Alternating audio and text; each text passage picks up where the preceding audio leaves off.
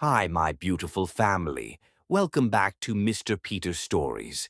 I am your temporary host, James Peter. Mr. Peter is taking some well-deserved rest because the doctors advised him to. But don't worry, he's still with us in spirit and has a message for his beloved family. He said, "I love you all very much, each and every one of you. This channel is our home, and now it's up to you to take care of it and help it grow. Your love and support mean the world to me. I know I can never replace Mr. Peter, but I promise to give my very best to keep you entertained and moved.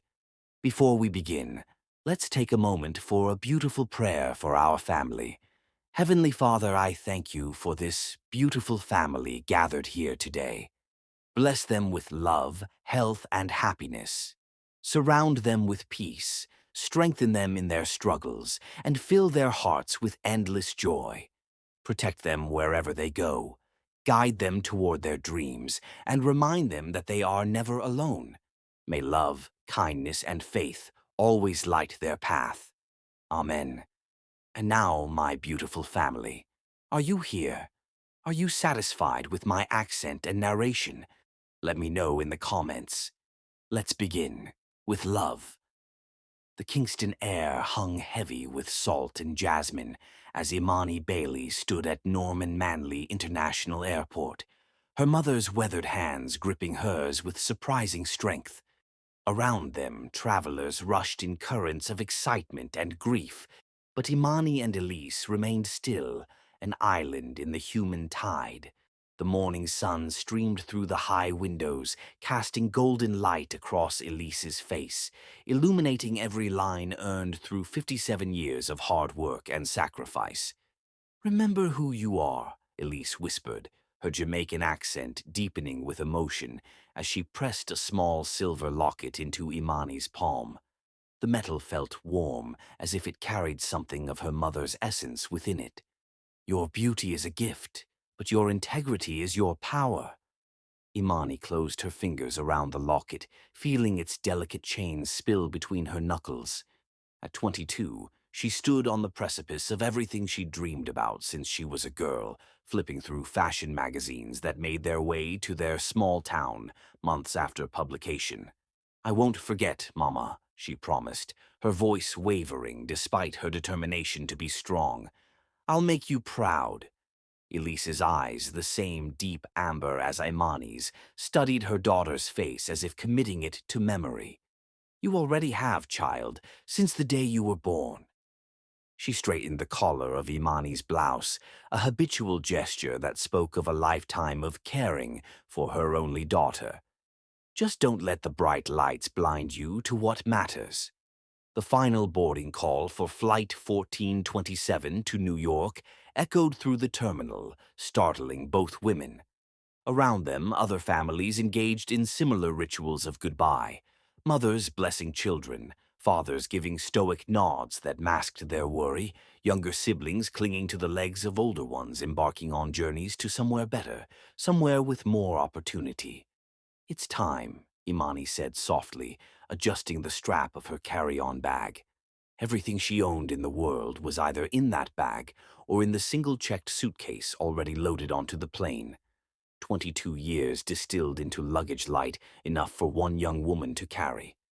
Elise nodded, the movement causing a single tear to break free and slide down her cheek. She quickly wiped it away, squaring her shoulders. "The Bailey women don't cry when it's time to be brave," she said, echoing a phrase Imani had heard throughout her childhood whenever she faced a challenge. Imani smiled despite the knot in her throat. "Then I better stop this nonsense," she replied, blinking back her own tears as she fastened the locket around her neck. The small silver heart rested against her collarbone, its weight negligible yet somehow anchoring. They embraced one final time, Elise's familiar scent of coconut oil and the faint spice of the ginger tea she drank every morning enveloping Imani. For a moment she was a child again, safe in her mother's arms, the world outside their small house in Montego Bay, nothing but a distant rumble. "God go with you," Elise murmured against her daughter's hair. Then she stepped back, her hands falling away, severing the physical connection between them. Imani shouldered her bag and turned toward the gate, forcing her legs to move when they wanted nothing more than to root to the spot. She presented her passport and boarding pass to the attendant, who barely glanced at them before waving her through. At the threshold between departure lounge and jetway, Imani turned back. Elise stood exactly where she'd left her, a solitary figure in a faded blue dress that had once been Imani's, tailored by her skilled hands to fit her smaller frame. Her mother raised her right hand in blessing, and Imani mirrored the gesture before stepping onto the jetway. The walk to the plane felt eternal. Each step carried her further from everything familiar toward a future built on nothing more substantial than her own ambition and the encouragement of a photographer who had visited the island 6 months earlier for a tourism campaign. He'd spotted Imani waiting tables at the resort where she worked and declared her exactly what New York is looking for right now. With those cheekbones and that height? "Darling, you're wasting yourself here," he'd said, sliding his business card across the table. "I've got contacts. Give me a call when you're ready to make something of yourself." The memory of his words sustained her as she found her seat, stowed her bag, and buckled her seatbelt with hands that trembled slightly. The middle-aged American woman beside her barely acknowledged her presence, immediately returning to her novel. Imani was grateful for the lack of conversation. She needed these moments to compose herself. Through the small oval window, she could see a slice of the terminal, though not the spot where she'd left her mother. Still, she watched that fragment of her homeland until the plane backed away from the gate, severing the last physical connection to Jamaica.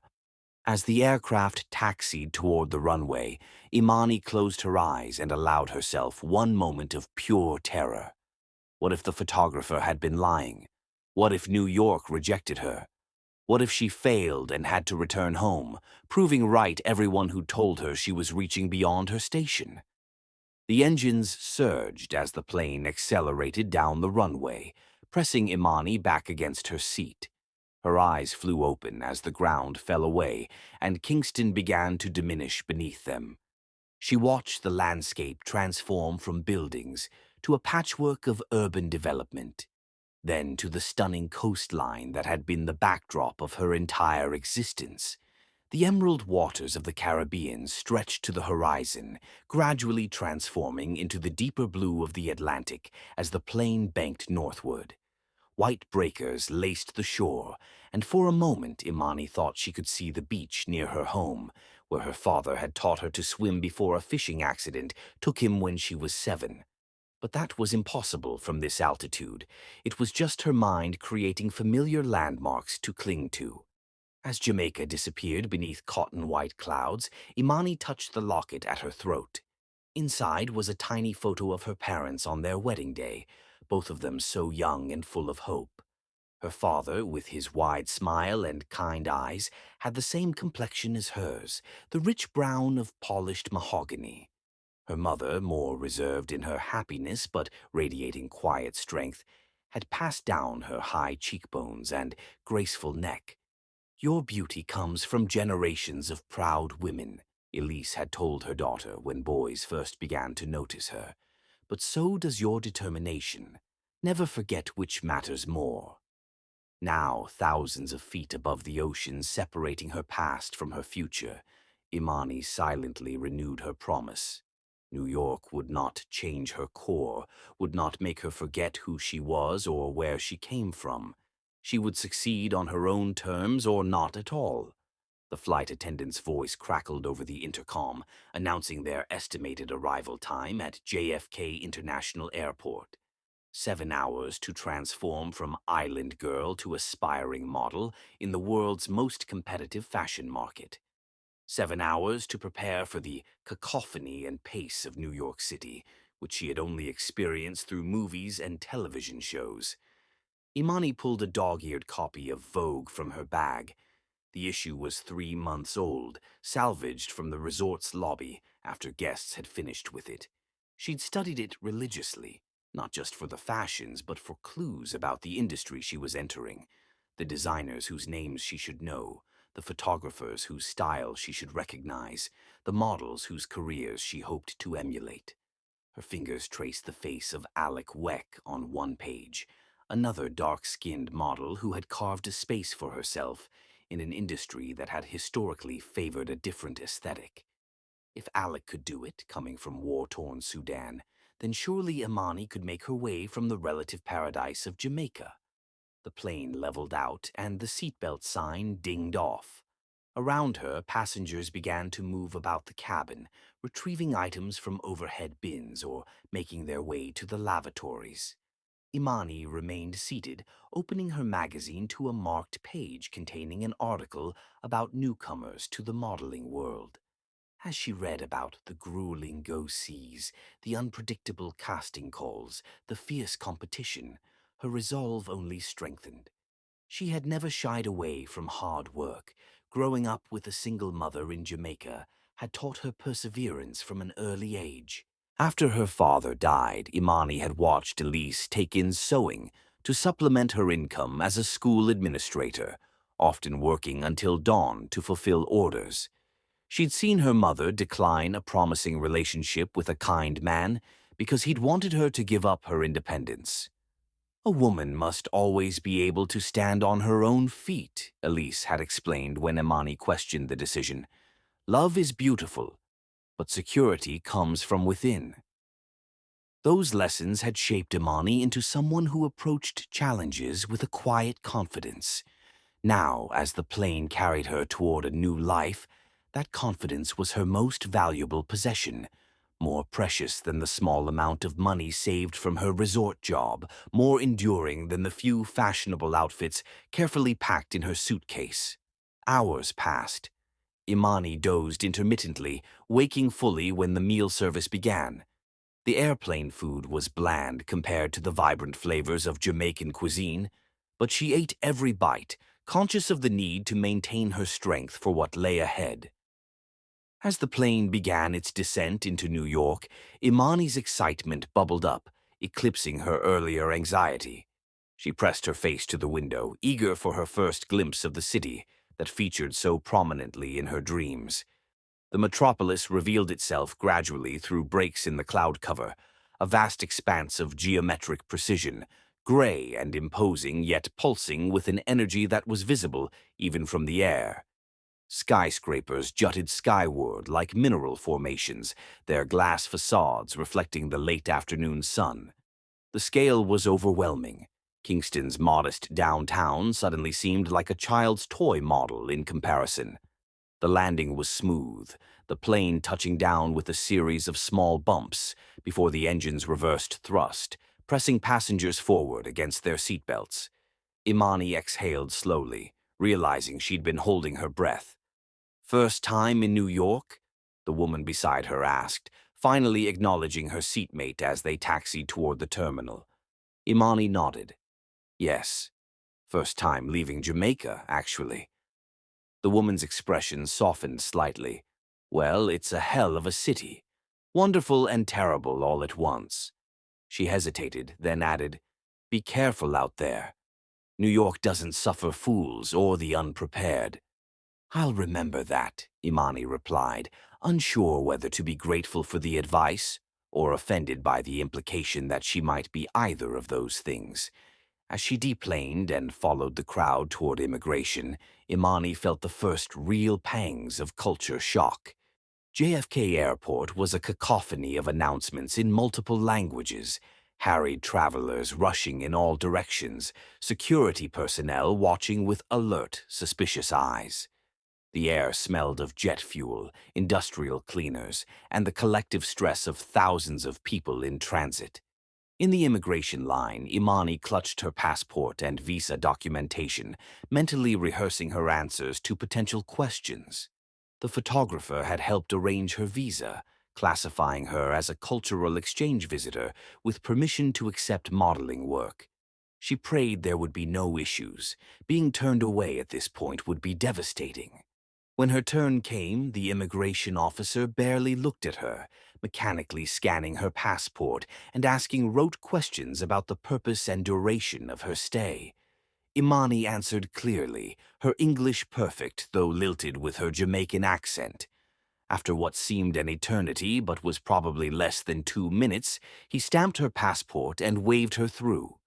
Relief washed over her as she collected her suitcase from the baggage carousel and moved toward the customs checkpoint. This hurdle, too, she cleared without incident, and suddenly she was standing in the arrivals area of JFK International Airport, officially on American soil. The photographer had arranged for a car service to meet her, but as Imani scanned the crowd of drivers holding signs, she didn't see her name. Anxiety fluttered in her stomach as the minutes ticked by with no sign of her arranged transportation. After 20 minutes of increasingly worried waiting, she approached an information desk where a board attendant informed her that if her ride hadn't shown up by now, she should probably find another way into the city. Imani stepped away, calculations running through her head. She had budgeted every dollar carefully, not accounting for unexpected expenses like an emergency taxi ride. But what choice did she have? She couldn't spend the night in the airport. As she debated her options, her dreams of modeling success momentarily dimmed by this first setback. A voice called her name. Turning, she saw a harried-looking young man hurrying toward her, a sign with Bailey hastily scrawled on it, tucked under his arm. Imani Bailey? God, I'm so sorry. Traffic was a nightmare, and then there was an accident on the Van Wyck. He trailed off, seeming to realize that his excuses meant little to someone who had just spent hours traveling and then waiting. I'm Derek, Anton's assistant. He sent me to pick you up. Anton, the photographer who had discovered her. Imani's relief was palpable as she allowed Derek to take her suitcase. It's fine, she said, though it wasn't, not really. But she was too exhausted and overwhelmed to argue. I'm just glad you're here now.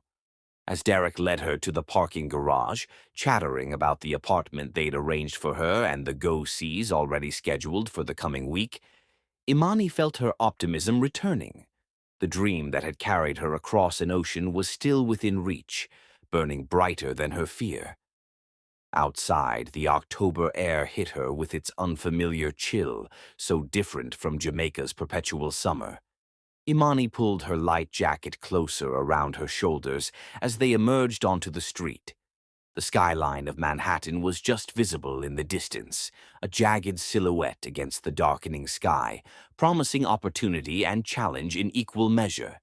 Imani took a deep breath of this foreign air, filling her lungs with possibility. I'm ready, she whispered, not to Derek or anyone else, but to the city itself and whatever fate awaited her within its towering embrace. Chapter 2. Hollow Promises.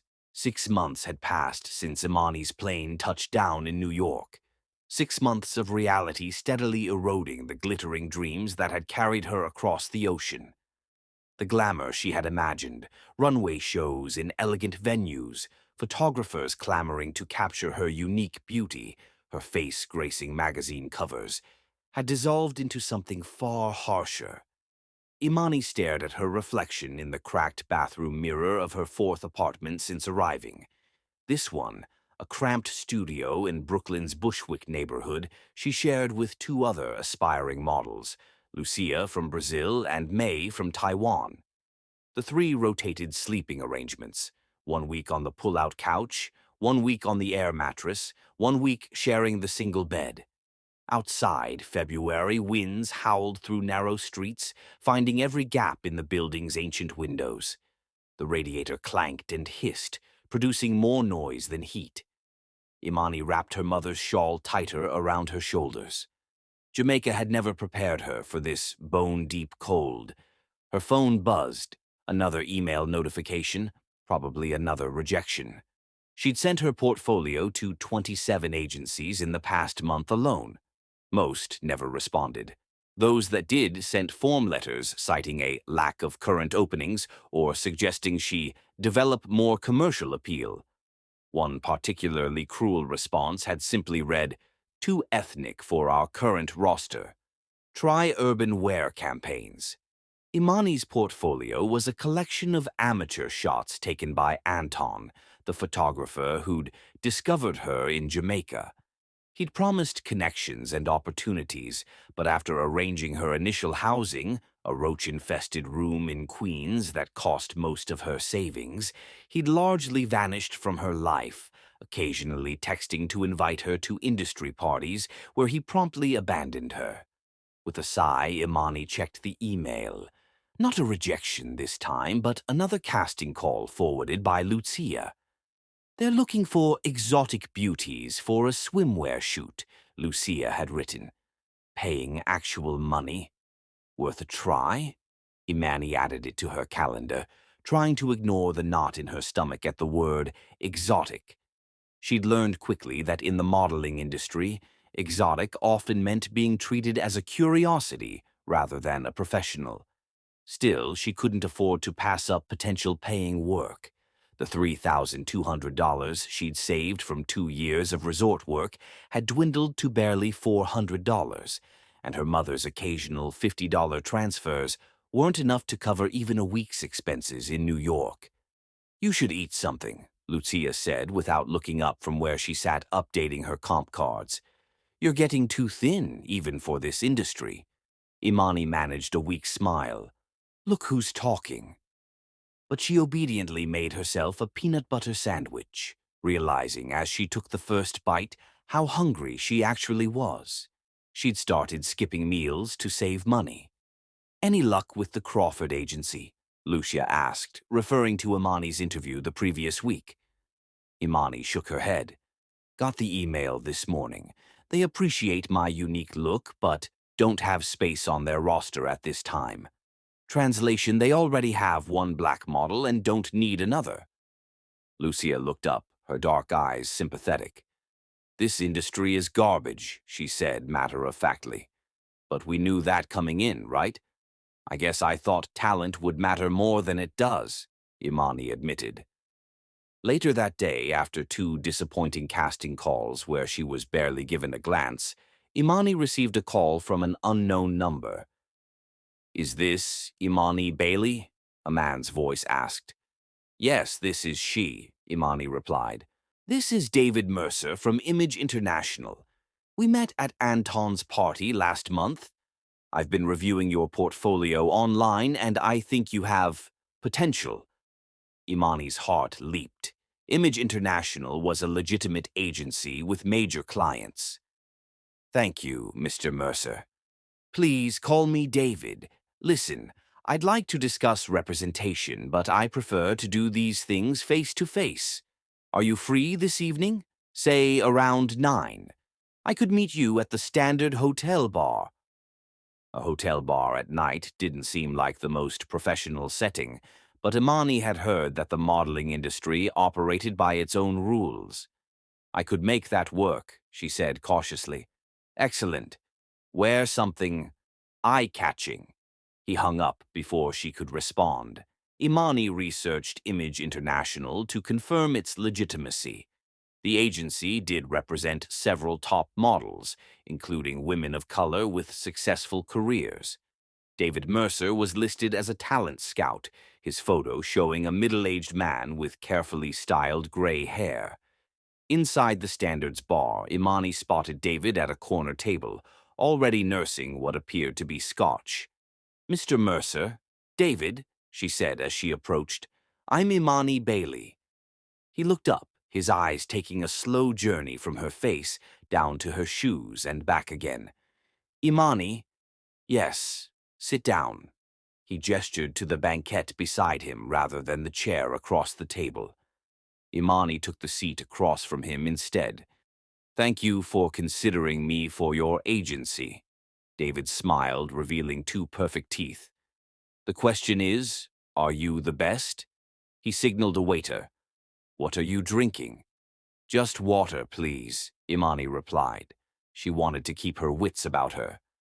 Nonsense. Bring her a cosmopolitan, David told the waiter. Now, tell me about yourself. Where are you from with that delicious accent? Jamaica. Imani said, uncomfortable with his tone. I've been in New York for 6 months. Jamaica? Excellent. We have a client right now looking for that island vibe for a rum campaign. He showed her an advertisement featuring a dark-skinned model in a bikini lounging on a beach. Something like this. Imani frowned slightly. I was hoping for fashion work. Runway. Editorial. David waved dismissively. Everyone wants runway, but the money's in commercial work, and with your look, exotic campaigns are where you'll shine. He urged her to drink. Loosen up a bit. This is New York, not some island church social. So, about representation, she began. What would be the next steps if Image International were interested? David's smile widened. Well, that depends on how interested I am. His hand moved near her knee. My recommendations carry weight at the agency. The implication hung in the air. Imani set her drink down. And what would make you think I'm special? Why don't we discuss that somewhere more private? David suggested. I've got a room upstairs we could do some private test shots. Imani stood abruptly. I think there's been a misunderstanding. I'm looking for professional representation, not whatever you're suggesting. David's pleasant facade slipped. Don't be naive, sweetheart. This is how the industry works. You think those girls on our roster got there by just being pretty. Everyone pays their dues. Not me, Imani said firmly, gathering her coat. Thank you for the drink, but I'm not interested. As she turned to leave, David caught her wrist. You're making a mistake. Do you know how many girls would kill for this opportunity? Imani looked pointedly at his hand until he released her. Then you shouldn't have any trouble finding someone else. Outside, the cold air felt cleansing. This wasn't the first such proposition she'd encountered, merely the most blatant. Each casting call seemed to end the same way, men with hungry eyes offering private portfolio shoots that had nothing to do with legitimate modeling. The subway ride back to Brooklyn gave Imani time to reflect. The modeling career she'd imagined was proving to be a mirage. Her savings were almost gone, winter showed no signs of releasing its grip, and the city felt increasingly hostile. By the time she reached the apartment, Imani had made a decision. She would give herself 1 more month to secure legitimate representation or paying work. If nothing materialized by then, she would swallow her pride and return to Jamaica. Later, lying on the uncomfortable pull-out couch, Imani fingered the silver locket her mother had given her. Your integrity is your power, her mother had said. Those words had guided her decisions, but integrity didn't pay rent or put food on the table. As sleep claimed her, Imani wondered how many more rejections, how many more David Mercers she could endure before something had to give. Her dreams of modeling success, once so vivid, were fading like footprints in the snow outside her window, blanketing the city in false purity while hiding the grime beneath. Chapter 3. The Proposition. Imani smoothed down the front of her borrowed dress, a sleek black number that May had scored from a promotional event. It fit her tall frame surprisingly well, though the previous owner had clearly been less endowed in the chest. She'd managed the slight gap with fashion tape and careful posture. You look like money, Lucia declared, circling Imani with a critical eye. Rich men will trip over themselves. I'm not looking for rich men, Imani reminded her. Just industry contacts. Lucia shrugged. At these parties, they're usually the same thing. The invitation had come from Anton, her original discoverer, who'd resurfaced after weeks of silence with a text. Bellamy Media Gala tonight, bringing top industry people. Come if you want to be seen. Included was an address in Tribeca and instructions to arrive after 10 p.m. Remember, you're not there to have fun, May said, applying a final touch of highlighter to Imani's cheekbones. You're there to work. Every conversation is a potential job. Imani nodded, stomach churning with anxiety.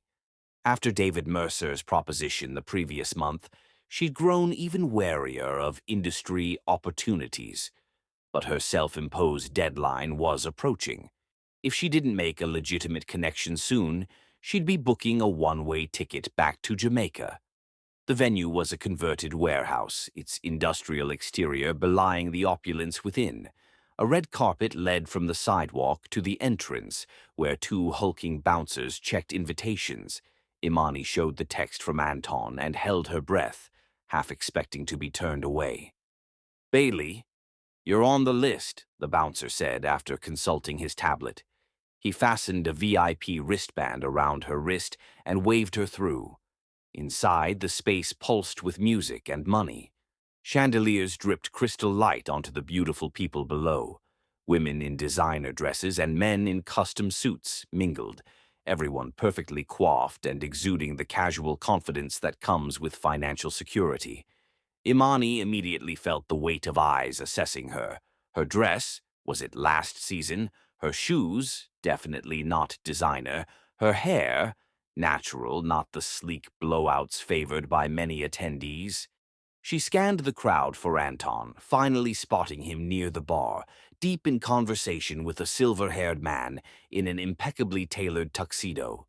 Anton saw her and waved her over, his smile slightly too wide, his eyes slightly too bright. Signs of the cocaine Imani knew fueled many industry gatherings. "Imani, darling, you made it," Anton said, air-kissing both her cheeks. "You remember Marcus Reed?" Imani's heart skipped. Everyone in New York knew Marcus Reed, billionaire media mogul whose empire spanned magazines, television networks, and digital platforms. His company, Reed Media, was responsible for launching countless modeling careers. "We haven't actually met," Imani said, extending her hand. "It's an honor, Mr. Reed." Marcus Reed was in his early 50s but looked younger thanks to what rumors suggested was a combination of clean living and discreet surgical touch-ups. His steel-gray eyes assessed Imani with the practiced gaze of a man who had spent decades looking at beautiful women professionally. "The pleasure is mine," he replied, taking her hand but not shaking it, just holding it for a moment too long. "Anton tells me you're from Jamaica. How are you finding our fair city?"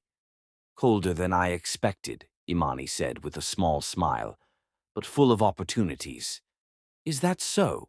Marcus's eyebrow arched slightly. "Have you found many?" Imani hesitated, aware that Anton was watching the exchange with unconcealed interest.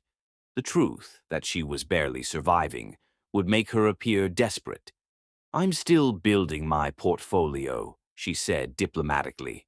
"I've been fortunate to meet some interesting people in the industry." "Interesting," Marcus echoed, taking a sip of his drink.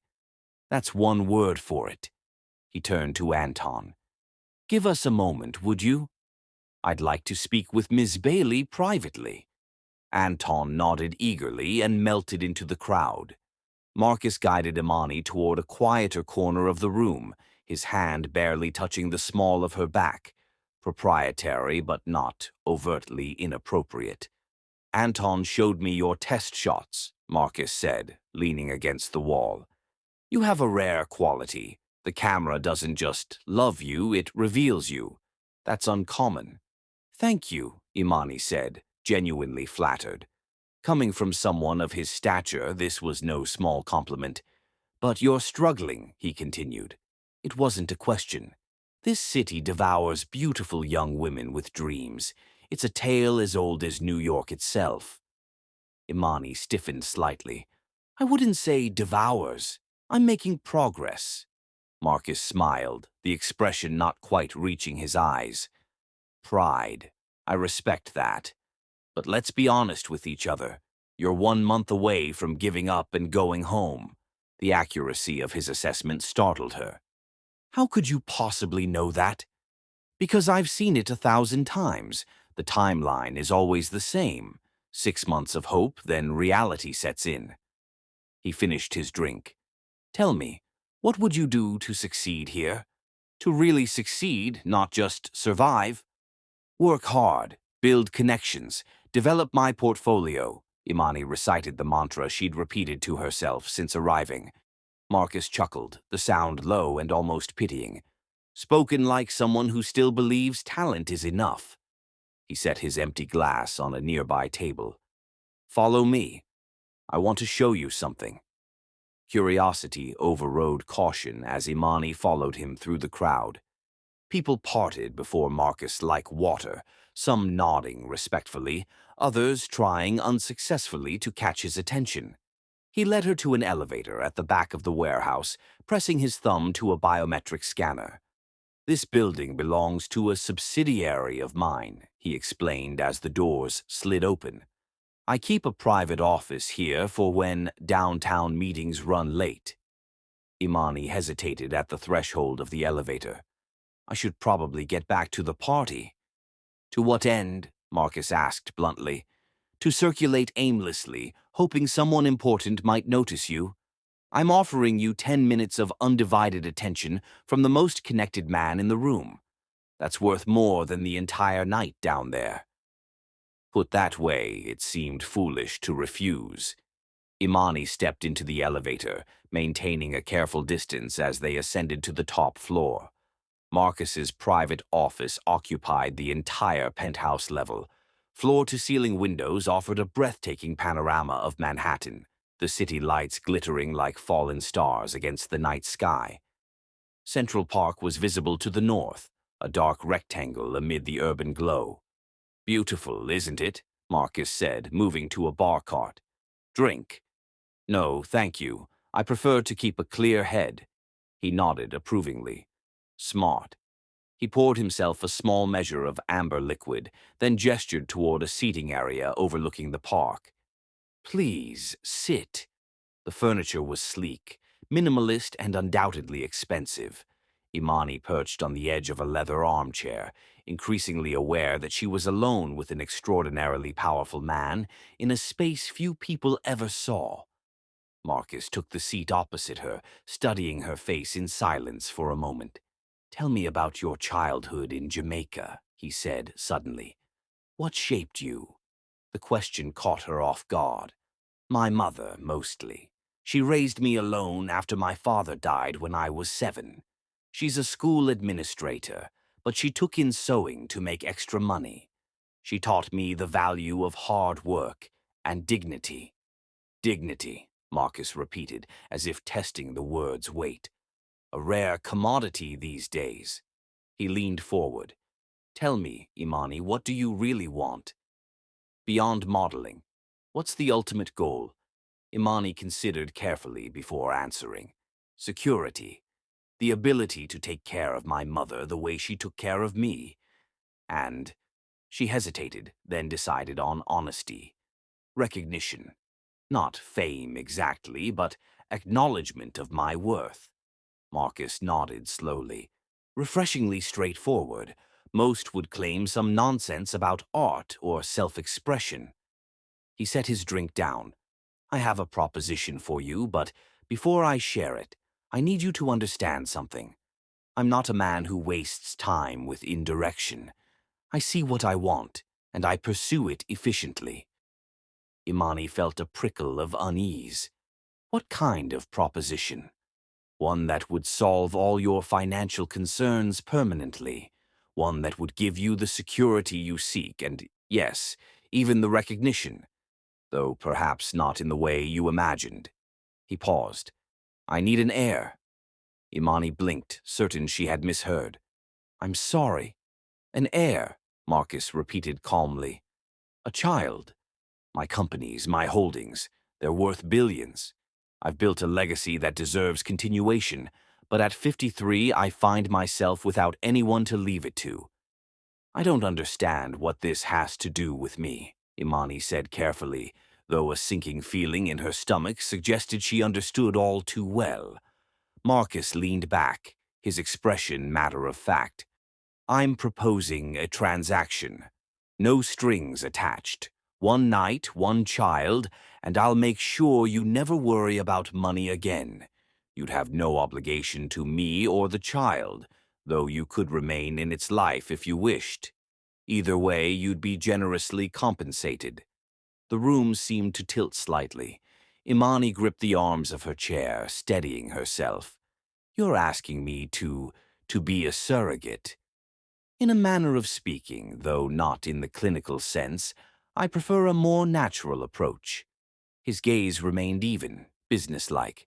You're healthy, intelligent, and strikingly beautiful. More importantly, you possess character, that dignity you mentioned.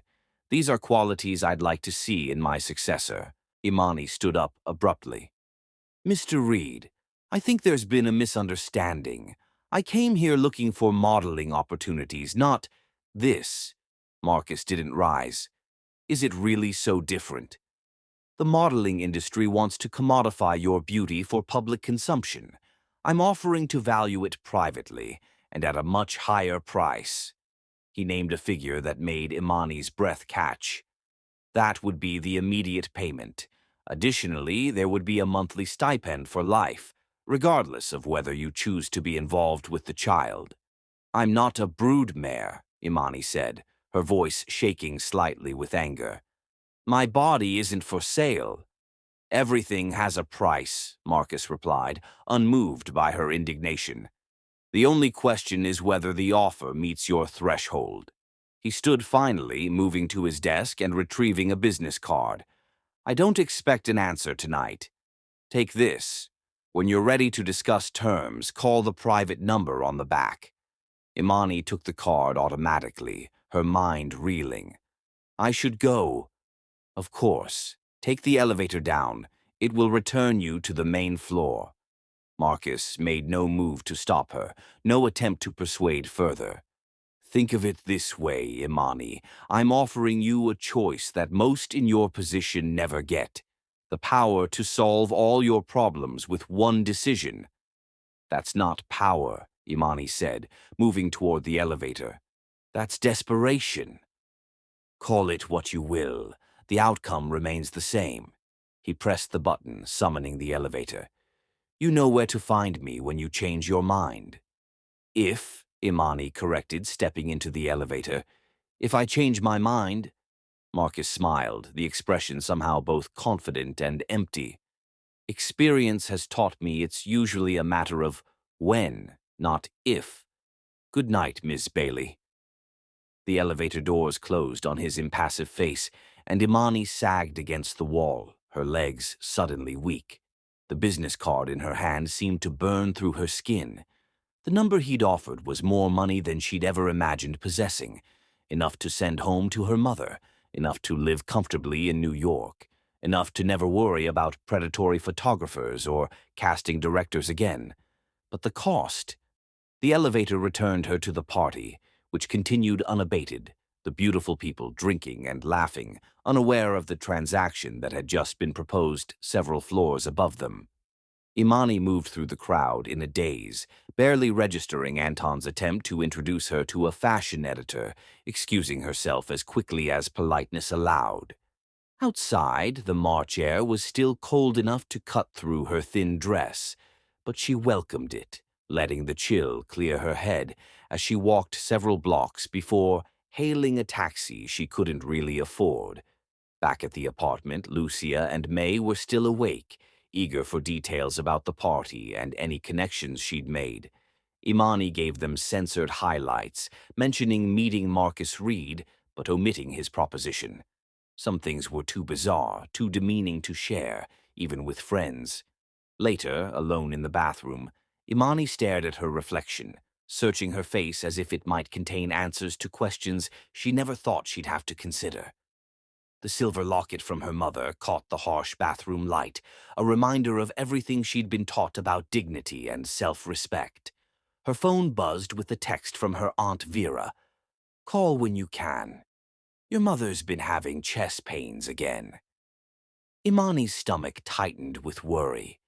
Elise had mentioned minor heart problems in their last conversation, downplaying them as nothing serious. But her mother always minimized her own suffering. She tore Marcus's business card in half, then in quarters, dropping the pieces into the toilet and flushing them away. She would find another way.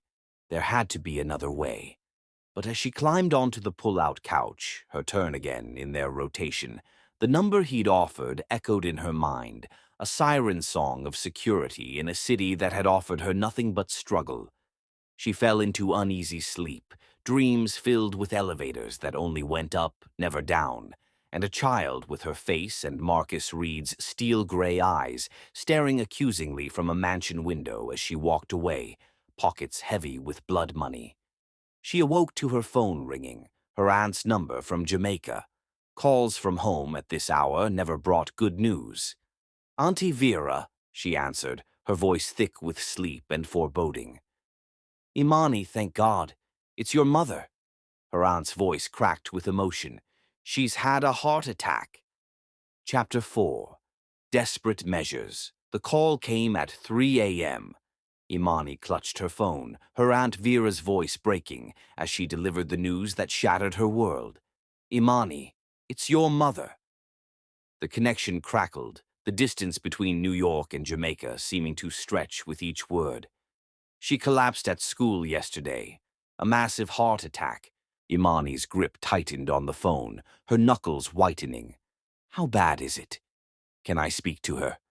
"She's in intensive care. The doctors—" Vera's voice cracked.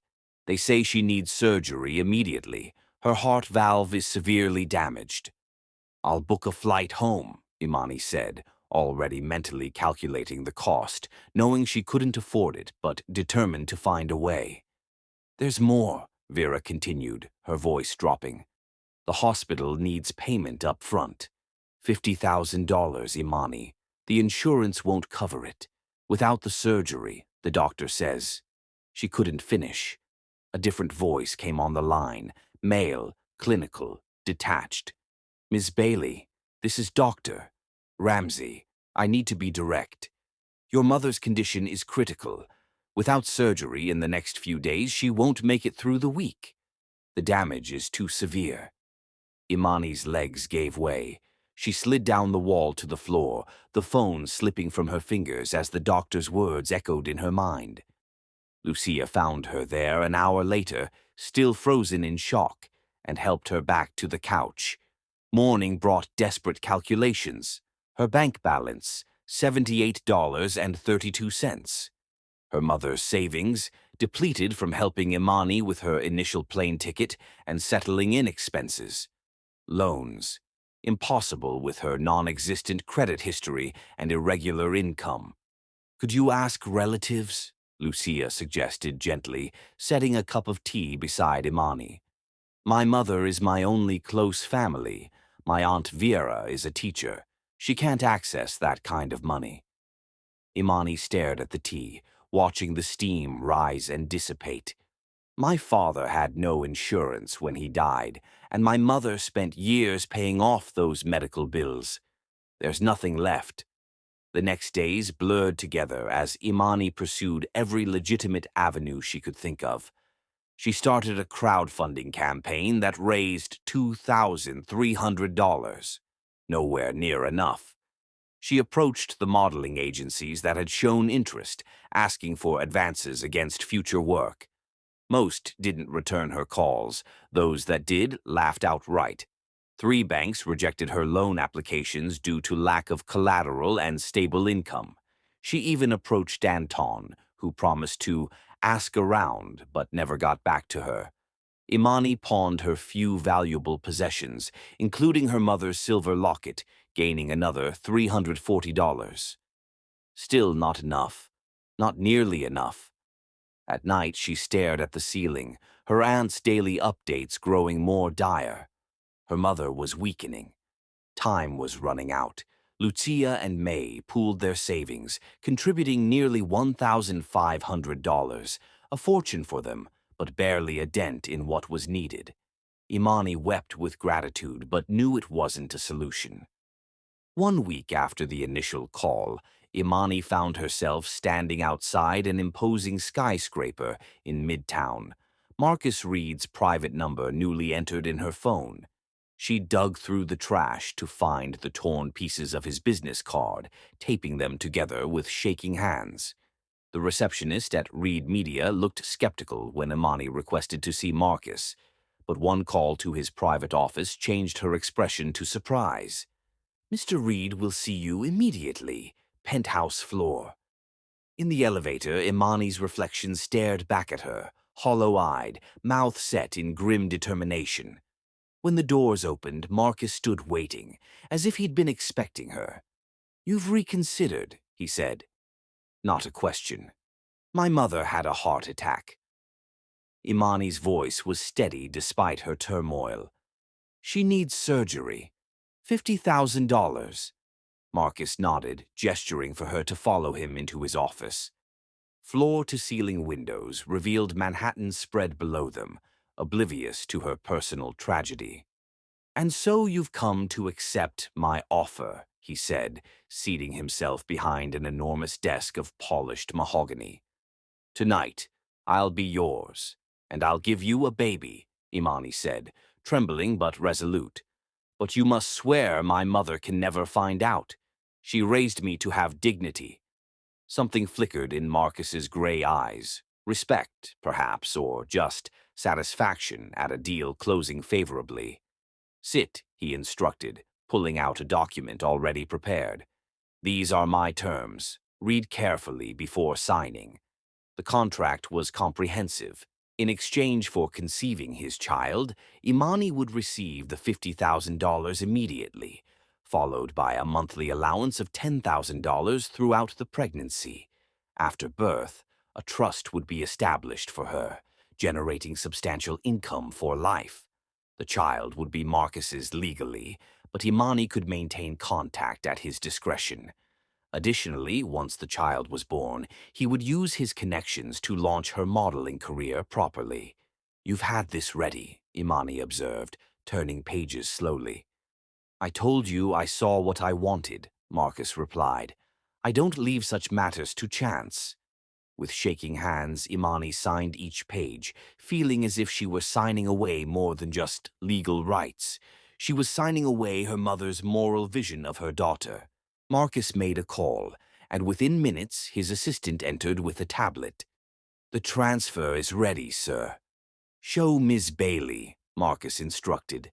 Imani provided her aunt's banking details, watched as $50,000 moved across the world at the touch of a button.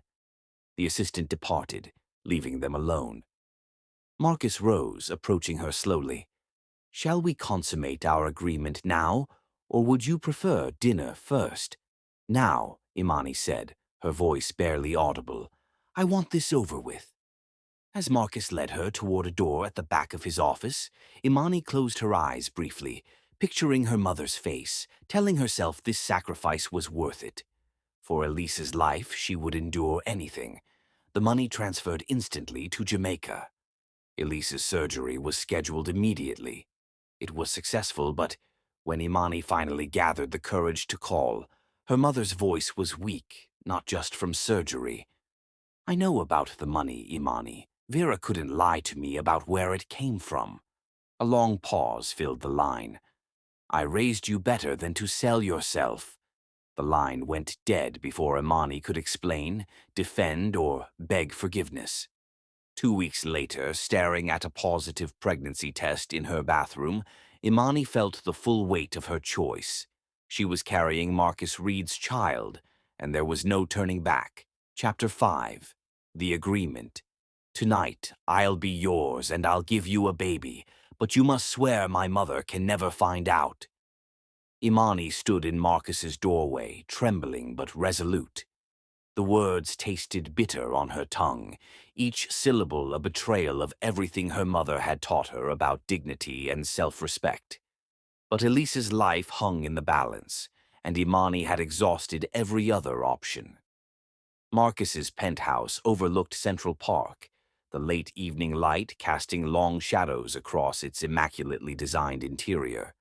Modern art worth millions adorned the walls, and the furniture, all clean lines and muted colors, spoke of wealth that prioritized taste over ostentation. "I admire your directness," Marcus said, gesturing for her to enter. His tone was businesslike, as if they were discussing a corporate merger rather than the creation of a human life. "I've prepared the necessary paperwork." Imani stepped inside, clutching her purse like a shield. The marble floors gleamed beneath her feet, and she was acutely aware of her worn shoes against their polished perfection. "I have conditions," she said, her voice steadier than she felt. Marcus raised an eyebrow, moving toward his desk. "By all means. After the money transfers and my mother's surgery is complete, I'll fulfill my part of the bargain. Not before." Imani paused, gathering courage. "And I want something in writing about your promises, the monthly support, the career help, everything." A faint smile crossed Marcus's face. "I was already planning to provide that. I don't enter into arrangements of this magnitude without proper documentation." He pressed a button on his desk phone. "Bring in the contracts," he instructed someone on the other end. Minutes later, a severe-looking woman in a tailored suit entered carrying a leather portfolio. She placed it on the desk without acknowledging Imani's presence, then departed without a word. "My lawyer," Marcus explained, opening the portfolio. "She's drawn up the terms we discussed previously, with additional clauses for mutual protection." Imani approached the desk cautiously. The document before her was substantial, at least 20 pages of dense legal text.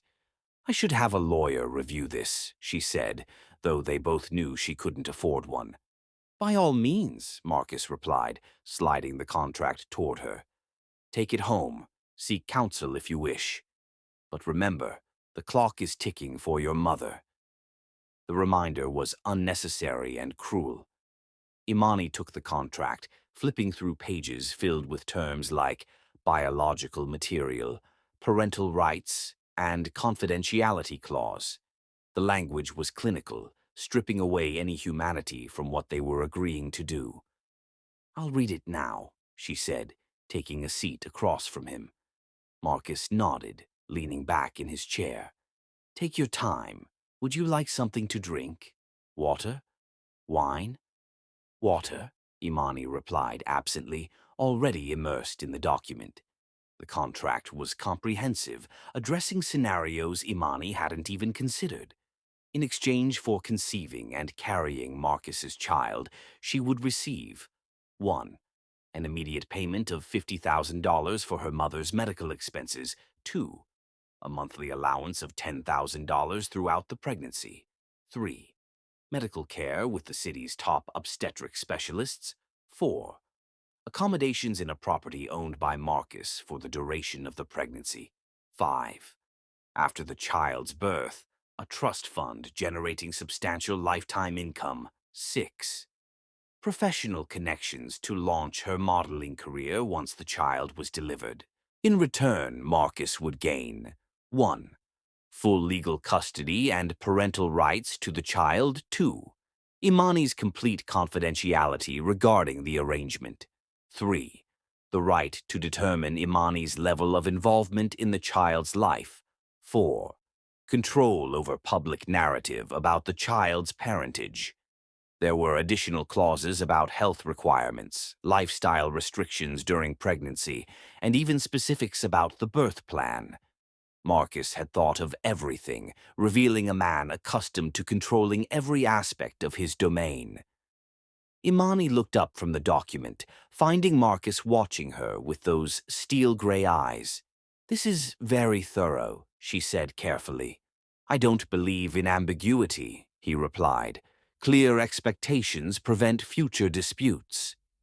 She returned to the contract, focusing on the sections regarding her future relationship with the child. The language left room for her continued presence in the child's life, but gave Marcus final authority on all matters. The child would not learn of the arrangement until Marcus deemed appropriate, if ever. Her stomach twisted at the thought of bearing a child she might be prevented from knowing. But what choice did she have? Her mother's life depended on her signing these papers. "I need you to understand something," Marcus said, breaking the silence. "This isn't merely a business transaction for me.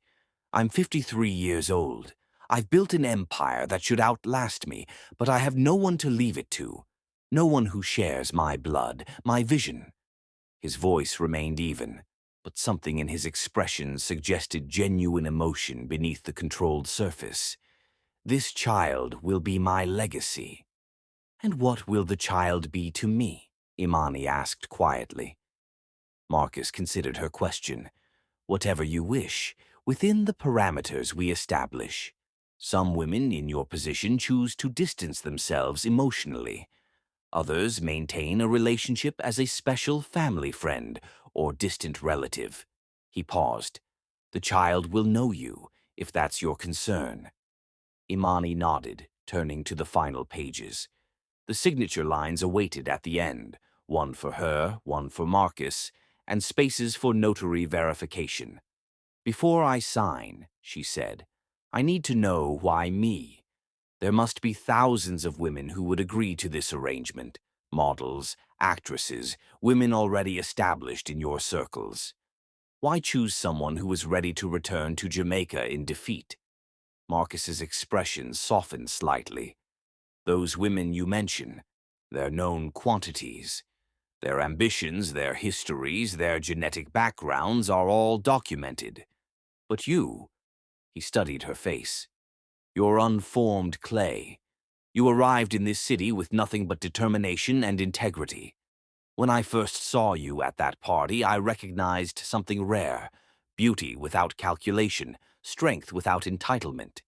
"So I'm an experiment?" Imani asked, unable to hide the edge in her voice. "You're an unknown variable in a carefully designed equation," Marcus corrected, "and that makes you infinitely more interesting than the known quantities." The answer was honest, if not particularly comforting. Imani turned back to the contract, pen hovering over the signature line. With each passing second, her mother's chances diminished. "If I sign this, I need the money transferred immediately," she said. "My mother can't wait." "Of course," Marcus reached for his phone. "I'll have my banker standing by."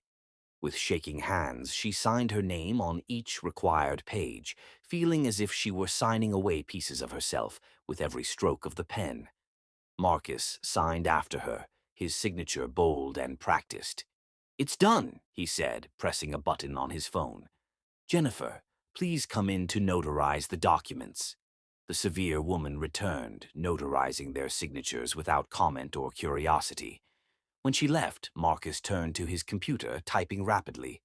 "I need your aunt's banking information," he said. Imani provided the details, watching as Marcus completed the transfer. $50,000 moved across the world at the touch of a button, a life-changing sum for her family, a rounding error in Marcus's accounts. "It's done," he said, turning the screen so she could see the confirmation. "The funds should be available immediately." Relief swept through Imani, momentarily overshadowing the gravity of what she'd just agreed to. Her mother would get the surgery. She would live. "Thank you," she said quietly, the words inadequate for the complex emotions churning within her. Marcus nodded, standing from his desk. "Now, shall we have dinner? I've had my chef prepare something. We should get to know each other better, considering what we're about to create together." The surreal nature of the situation struck Imani anew. She was to have dinner with this man, make conversation, and then conceive a child with him, all in the span of a single evening. Her body felt disconnected from her mind, moving on autopilot as she followed him to an elegantly set dining table overlooking the glittering Manhattan skyline. Throughout the meal, exquisitely prepared food that Imani barely tasted, Marcus spoke of his business empire, his vision for the future, and occasionally his expectations for their child. He asked about her childhood in Jamaica, her relationship with her mother, her health history. The conversation was cordial, almost pleasant, yet underlaid with the inescapable awareness of what would follow. When dinner concluded, Marcus led her to another part of the penthouse. The bedroom was spacious and tastefully decorated, dominated by a massive bed with crisp white linens. "I'll give you privacy to prepare," he said, gesturing to an adjoining bathroom. "Take whatever time you need." Alone in the bathroom, Imani stared at her reflection in the mirror. The woman who looked back at her seemed like a stranger, someone capable of choices she never imagined making. She thought of her mother, pictured her in a hospital bed awaiting surgery that would now happen because of this bargain. Your integrity is your power, her mother had always said, but what was integrity worth against a life? What good was moral high ground if it meant letting someone you love die? Imani splashed cold water on her face, steadying herself. This was a transaction, nothing more. One night, and then she could begin rebuilding her life with the resources Marcus had promised. Perhaps in time she could even make her mother understand and forgive. When she emerged, Marcus was waiting, now in a silk robe. "Are you ready?" he asked. Imani nodded silently, unable to speak the lie that would have been yes. The act itself was mercifully brief and clinical, not cruel but devoid of any pretense of emotion or connection. Marcus treated her body with the same efficient attention he likely gave to business acquisitions. When it was over, he offered her the guest room to spend the night. "No," Imani said, already gathering her clothes. "I'd prefer to go home." Marcus didn't argue. He arranged for his driver to take her back to Brooklyn, and by midnight, Imani was in her own bed, staring at the ceiling, feeling irrevocably changed in ways she couldn't yet articulate.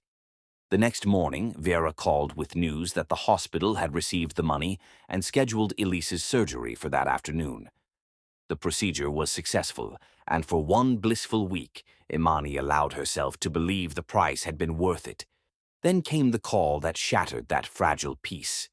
"I know about the money, Imani," her mother said, her voice weak from surgery but strong with disappointment. "Vera couldn't keep lying to me about where it came from.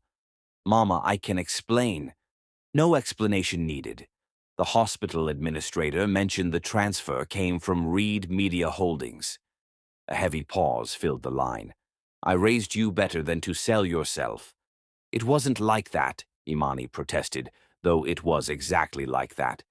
"Do not contact me again until you found your way back to the woman I raised," Elise said, her voice breaking. The line went dead. Imani tried calling back repeatedly, but her mother wouldn't answer. Vera reported that Elise was recovering physically, but refused to discuss her daughter. 2 weeks later, staring at a positive pregnancy test in her bathroom, Imani felt the full weight of her choice settle upon her. The two pink lines confirmed what her body had already begun to tell her. She was carrying Marcus Reed's child, and there was no turning back. With trembling fingers, she dialed the number he'd given her for pregnancy-related matters. "It's positive," she said when he answered. "I'm pregnant."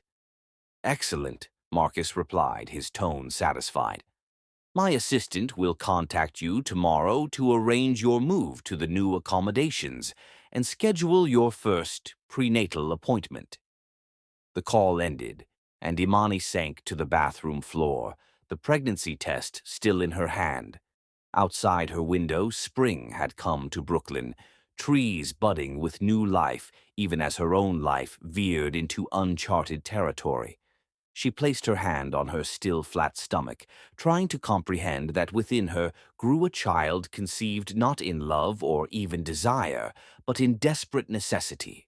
A child who would be born into privilege, but whose very existence was founded on a contract. A child who might never know the truth of its creation. "I'm sorry," she whispered, though to whom? Her mother, the growing child, or her former self? She couldn't say. Chapter 6. Aftermath. The money transferred instantly to Jamaica. Within hours, Elise was prepped for surgery, a complex valve repair that required 6 hours of delicate work by Kingston's most experienced cardiac surgeon. "She's stable," Aunt Vera reported the following day. "The doctor says it was a close call. Another day might have been too late." Relief washed over Imani, followed immediately by the crushing weight of her mother's potential reaction. For a week, she postponed calling directly, relying on Vera's updates. Elise moved from ICU to regular room, began physical therapy, regained her strength gradually. When Imani finally gathered her courage and called, the silence on the line after her explanation cut deeper than any words could have. "I raised you better than to sell yourself," Elise finally said, her voice weak yet resolute. "I would rather have died with dignity than live knowing what you've done." The line went dead before Imani could respond. Subsequent calls went unanswered. Letters returned unopened. The woman who had shaped Imani's moral compass now refused to acknowledge her existence, a pain that overshadowed even the grinding nausea that began in her 5th week of pregnancy. Marcus moved quickly once the pregnancy was confirmed. Within 3 days, Imani found herself relocated to a sleek Upper East Side apartment, spacious, impeccably decorated, and utterly soulless. The doorman greeted her by name, trained to anticipate her needs while subtly monitoring her movements. For security purposes, Marcus explained during his twice-weekly visits, which followed a sterile routine. He would inquire about her health, review doctor's reports, and occasionally take business calls while in her presence. Their conversations remained formal, as if the child growing inside her was merely another investment in his diversified portfolio. "I've arranged for Dr. Winters to oversee your care," he informed her during her 7th week. "She's handled pregnancies for 3 European royals and numerous high-profile clients. Only the best for my heir." The promised monthly allowance of $10,000 appeared like clockwork in her new bank account. Imani sent $3,000 to her Aunt Vera each month, hoping the money would eventually reach her mother. Vera's updates grew sparse. "She's recovering physically. Still won't discuss you. The money helps with her medications, though she doesn't know where it comes from." By the 8th week of pregnancy, morning sickness had transformed into all-day affliction. Imani lost 7 pounds in 10 days, alarming even the usually unflappable Dr. Winters. "Hyperemesis gravidarum," the doctor diagnosed. "Severe pregnancy sickness. We'll need to adjust your care plan." An IV for hydration became a weekly ritual. Anti-nausea medications offered minimal relief. Marcus appeared concerned only about potential impact on the baby, arranging for a private nurse to monitor Imani's condition daily. "Is this normal?" he demanded of Dr. Winters during an appointment Imani was too weak to attend alone. "Will this affect fetal development?" "The fetus is well protected," Dr. Winters assured him. "Ms. Bailey is bearing the brunt of the physiological stress." Even in her misery, Imani noted how they discussed her body as if she weren't present, a vessel whose comfort was secondary to its precious cargo. By the end of her 1st trimester, the violent sickness began to subside. Imani regained strength gradually, venturing out for short walks that felt like freedom after weeks of being bedridden. During this period of physical recovery, she tried repeatedly to contact her mother. Each attempt met with the same unyielding silence. The final time, 16 weeks into her pregnancy, Elise picked up only to say, "When you've found your dignity again, then we'll talk," before disconnecting. That night, Imani dreamed of Jamaica, the warm breeze, the scent of her mother's kitchen, the sound of waves against the shore. She woke with tears on her face and a hollowness that the baby's first fluttering movements, felt for the first time, couldn't fill. "That's the quickening," Dr. Winters explained at her next appointment, noting it in Imani's chart. "Right on schedule at 17 weeks. The fetus is developing normally, despite the difficult 1st trimester." Marcus received this news with evident satisfaction. "Excellent. I'd like to discuss scheduling and amniocentesis to confirm genetic integrity." "That carries a small risk of miscarriage," Dr. Winters cautioned. "Is it standard procedure?" Marcus pressed. "Not unless there are specific concerns." Then we'll forego it, Marcus decided, surprising Imani with this rare prioritization of the pregnancy's safety over his need for control and information. As her second trimester progressed, Imani's body blossomed. The severe sickness faded, replaced by an energy that had nowhere to go. The baby's movements grew stronger, unmistakable reminders of the new life developing within her, a life conceived in transaction but growing in complexity beyond any contractual terms.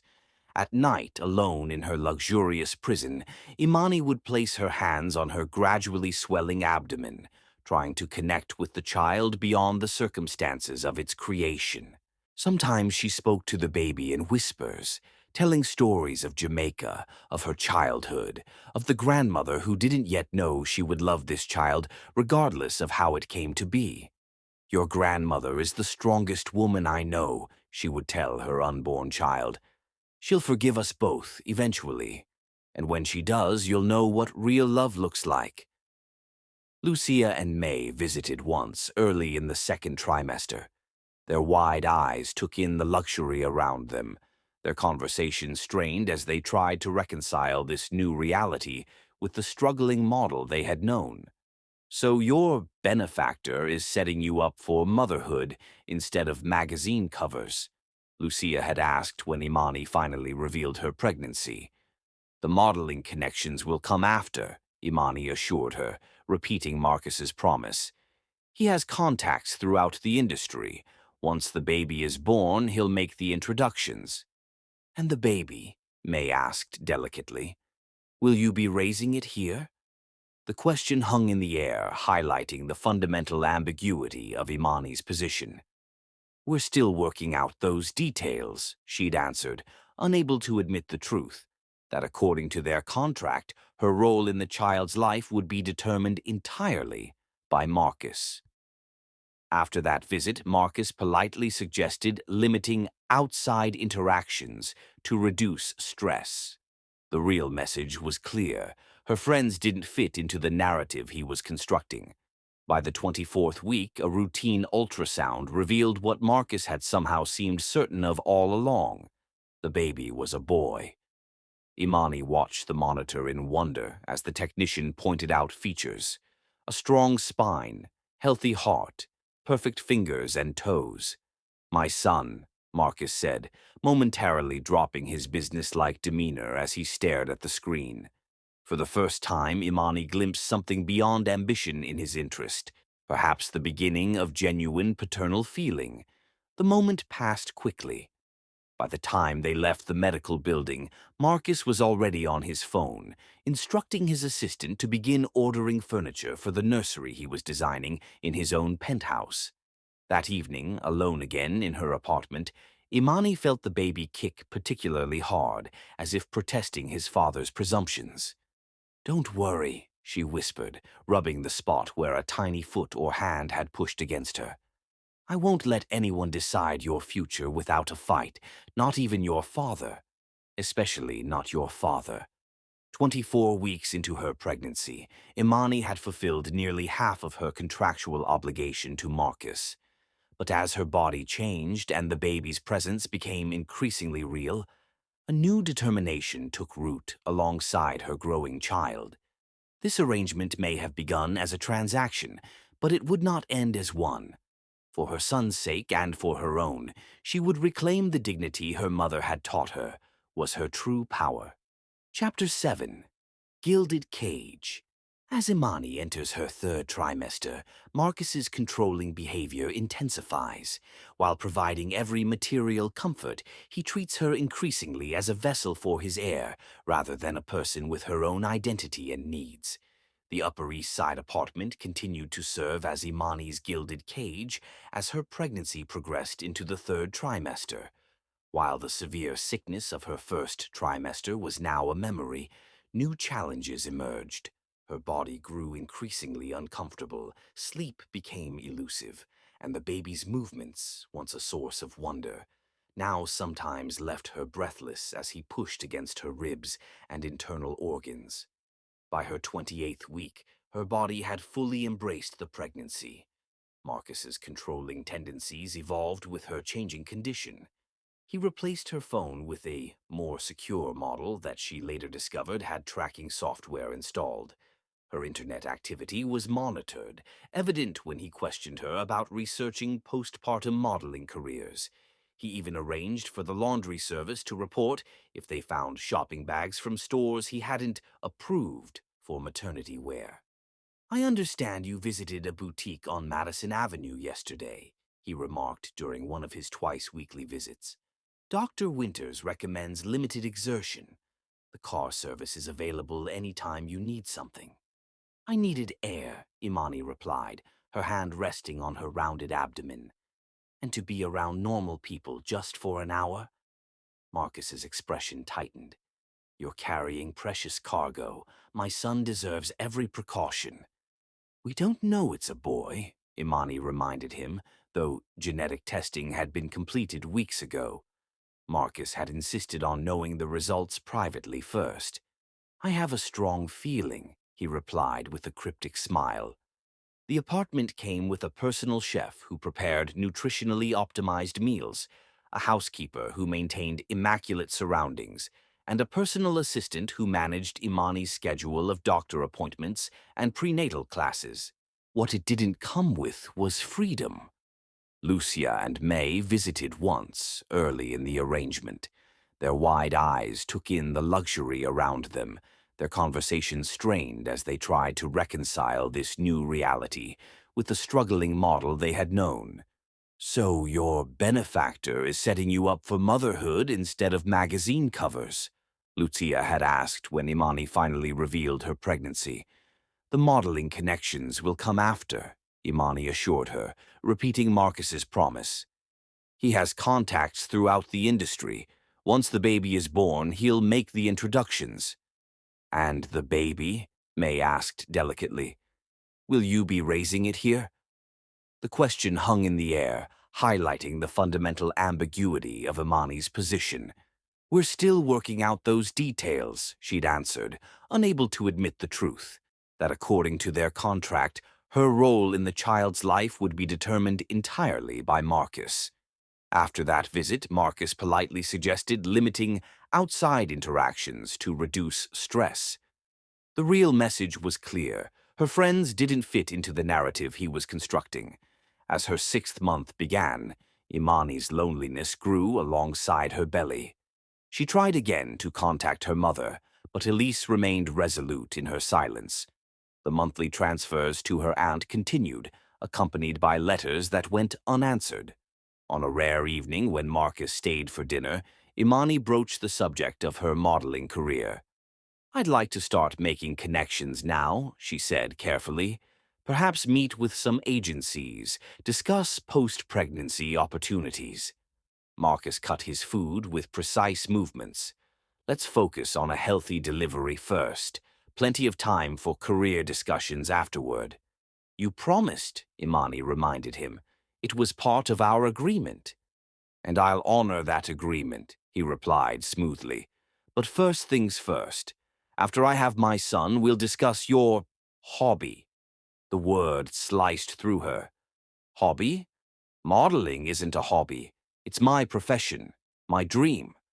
Marcus's expression remained placid. "Dreams change when you become a parent. You'll see." His assumption that she would naturally subordinate her ambitions to motherhood, despite their contract explicitly stating otherwise, revealed the true nature of their arrangement. The modeling connections had been a carrot, a sweetener to secure her agreement. Whether he would follow through remained increasingly doubtful. As the weeks passed, Marcus's controlling tendencies intensified. He insisted on attending every doctor's appointment, questioning Dr. Winters in detail while often speaking about Imani in the third person, as if she weren't present. "Is she getting enough protein? Her sleep patterns seem irregular. Should we consider bed rest as a precaution?" Dr. Winters, to her credit, would redirect these questions to Imani, maintaining at least a veneer of patient autonomy. But the message was clear. Imani's body had become a vessel, her personhood secondary to her function. The promised monthly allowance continued to appear in her account, but Imani found little joy in the financial security it provided. What good was money without freedom? Without purpose? Without the people she loved? In her 7th month, feeling the baby's increasingly vigorous movements, Imani made a decision. If Marcus wouldn't facilitate her modeling connections, she would establish them herself. Using her laptop, she researched legitimate agencies, drafted professional emails, and attached the few decent photos she had from before her pregnancy. Within days, 2 agencies responded with interest, requesting meetings after her delivery. The small victory gave her a sense of agency she hadn't felt since signing Marcus's contract. She was more than an incubator. She was still Imani Bailey, the girl from Jamaica with dreams that extended beyond biological function. When the baby, a boy, as Marcus had somehow known, arrived, kicking and screaming his way into the world after 14 hours of labor, Imani felt a love she hadn't anticipated. Leo, she named him in her heart, though Marcus had already designated him Marcus Reed Jr. on the birth certificate. 3 months later, at a party Marcus insists she attend, he drunkenly introduces her to business associates as my son's convenient vessel. When they return home, his cruel words escalate. You're nothing but another gold digger. I've given you more than you deserve. Something inside Imani snaps. I wasn't a prostitute when you met me, and I won't be treated like one now. Chapter 8. The Breaking Point. After a difficult 36-hour labor, Leo arrives, 7 pounds 4 ounces of perfection that Imani falls instantly in love with. 12 weeks later, when Leo has just started to smile and coo responsively, Marcus insists she attend an important industry event, where he drunkenly introduces her to business associates as my son's convenient vessel. When they return home, his cruel words escalate. You're nothing but another gold digger. I've given you more than you deserve. Something inside Imani snaps. I wasn't a prostitute when you met me, and I won't be treated like one now. Chapter 8. The Breaking Point. After a difficult 36-hour labor, Leo arrives, 7 pounds, 4 ounces of perfection that Imani falls instantly in love with. 12 weeks later, when Leo has just started to smile and coo responsively, Marcus insists she attend an important industry event, where he drunkenly introduces her to business associates as my son's convenient vessel. Leo's arrival transformed Imani's world, despite the circumstances of his conception. The moment the nurse placed her son in her arms, Imani felt a fierce, protective love surge through her. His tiny fingers wrapped around hers, and in that instant, every sacrifice seemed worth it. Marcus had been present for the birth, standing at a careful distance. When the doctor announced, "It's a boy," his composure briefly cracked, revealing genuine emotion. "Perfect," he'd whispered.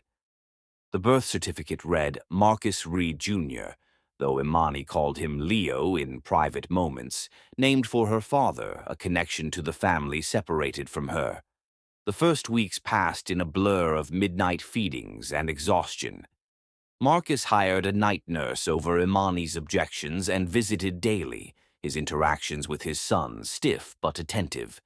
He would hold the baby carefully, speaking to him about the empire he would someday inherit, these one-sided conversations never acknowledging Imani's presence.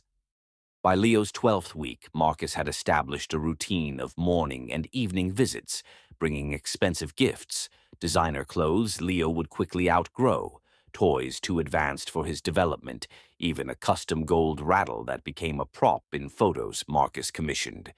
Then came the Bellamy Media Gala, the same annual event where Imani had first encountered Marcus over a year ago. Despite her reluctance to leave Leo, Marcus insisted on her attendance, arranging for Elise's nursing aide to watch the baby. "You're my son's mother," he said. "Your presence is expected." At the gala, Imani wore a designer gown that disguised the last vestiges of her pregnancy. To outsiders, she appeared to be living a fairy tale, the unknown model elevated by a powerful man. Reality told a different story. As the evening progressed, Marcus consumed more alcohol than Imani had ever seen, his public mask slipping with each drink. When a business associate asked about their relationship status, Marcus chuckled and gestured toward Imani. "Meet my son's convenient vessel," he announced, loud enough for neighboring groups to hear. "Beautiful, isn't she? Worth every penny of the arrangement." Gasps and uncomfortable laughter rippled through the listeners. Imani stood frozen, humiliation burning through her veins. Without a word, she turned and walked toward the exit. Marcus caught up with her at the coat check. "Where do you think you're going?" he demanded, his words slurred. "Home to our son. Who deserves better than a father who speaks of his mother this way?" "Our son?" Marcus laughed coldly. "Let's be clear. He's my son. You were the convenient incubator, handsomely paid for your services." The ride back to the apartment passed in frigid silence. At home, the night nurse reported Leo was sleeping peacefully before departing. "Your behavior tonight was embarrassing," Marcus said, loosening his tie. "I introduced you to valuable connections, and you disappeared without a word." Imani stared in disbelief. "My behavior?" "You referred to me as a vessel.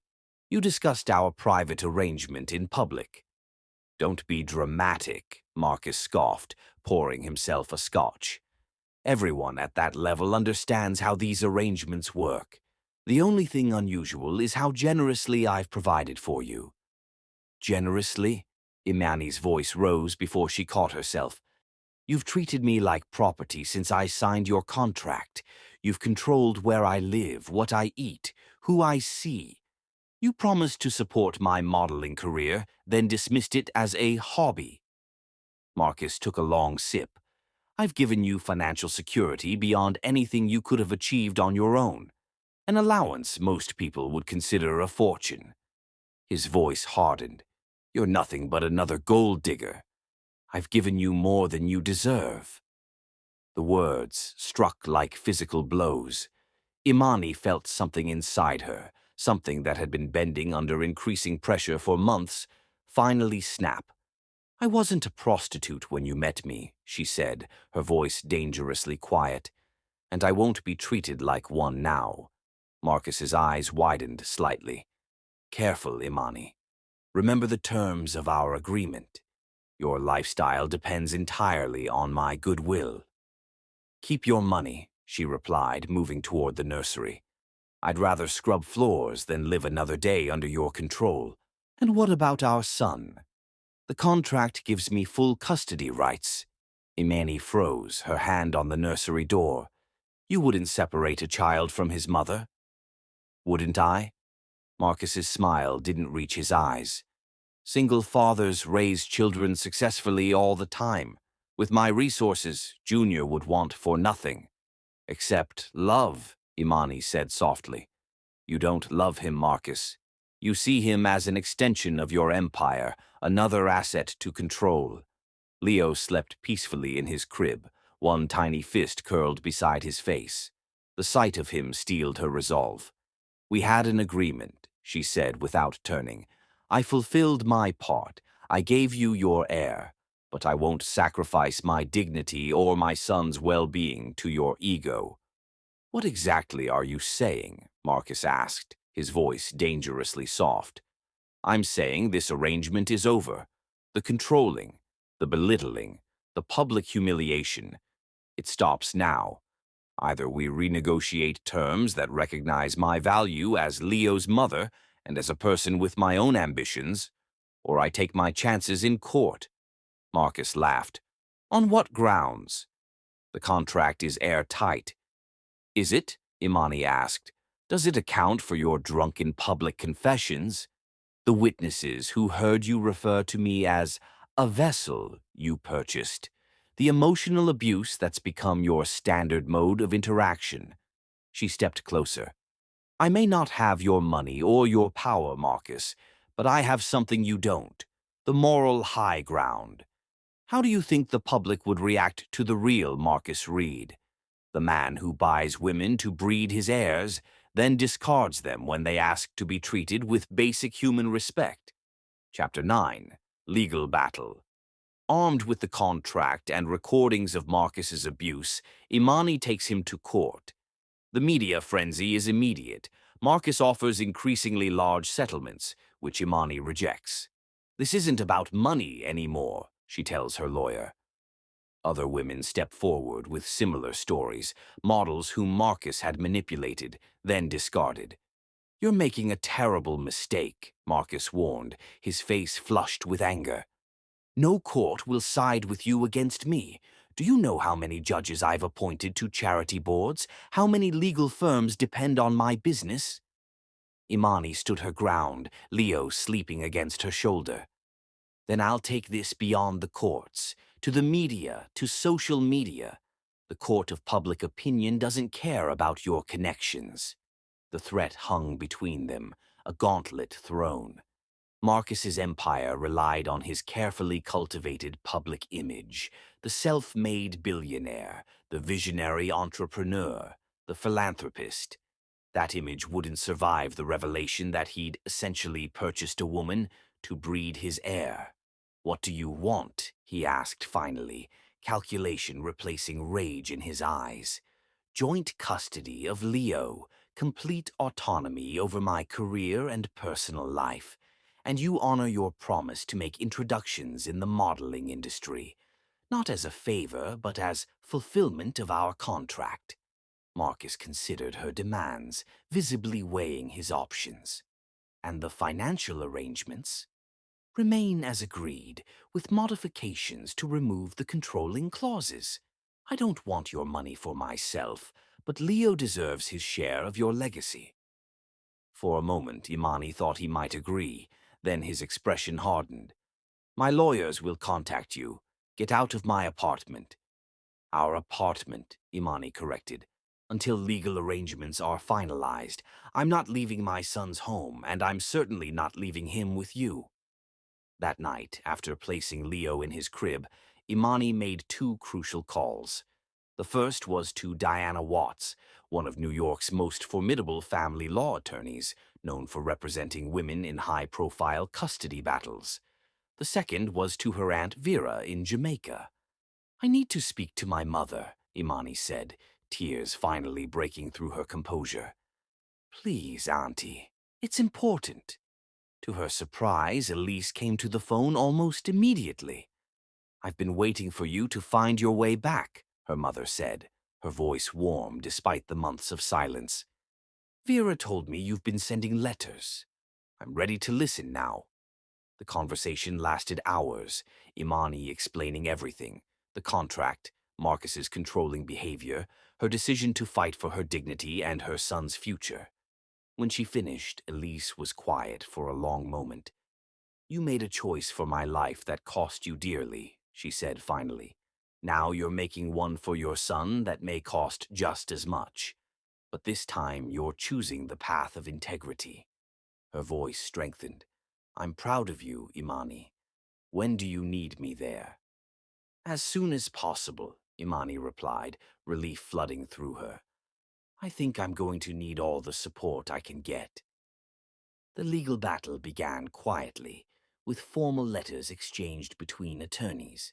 Marcus's initial offer was insulting: limited visitation rights for Imani, a modest settlement contingent on her permanent silence, and relocation to a smaller apartment away from his primary residence. Diana Watts responded with their terms: joint custody, maintenance of all financial provisions from the original contract, and freedom for Imani to pursue her career without interference. She also included a flash drive containing audio recordings Imani had secretly made of Marcus's demeaning comments, including those at the Bellamy Gala. How did you get these? Diana asked when Imani provided the recordings. After he called me a vessel in public, I started documenting everything, Imani explained. I used the voice memo app on my phone. I needed evidence in case it came to this. The recordings transformed their negotiating position. Marcus's next offer was substantially improved, but still demanded Imani's silence about their arrangement. Again, she refused. "This isn't about money anymore," she told Diana. "It's about dignity. Mine and every other woman he might target in the future." 3 weeks into negotiations with no resolution in sight, Marcus made a tactical error. His fourth settlement offer reached $12 million plus a Manhattan townhouse, but still demanded complete confidentiality.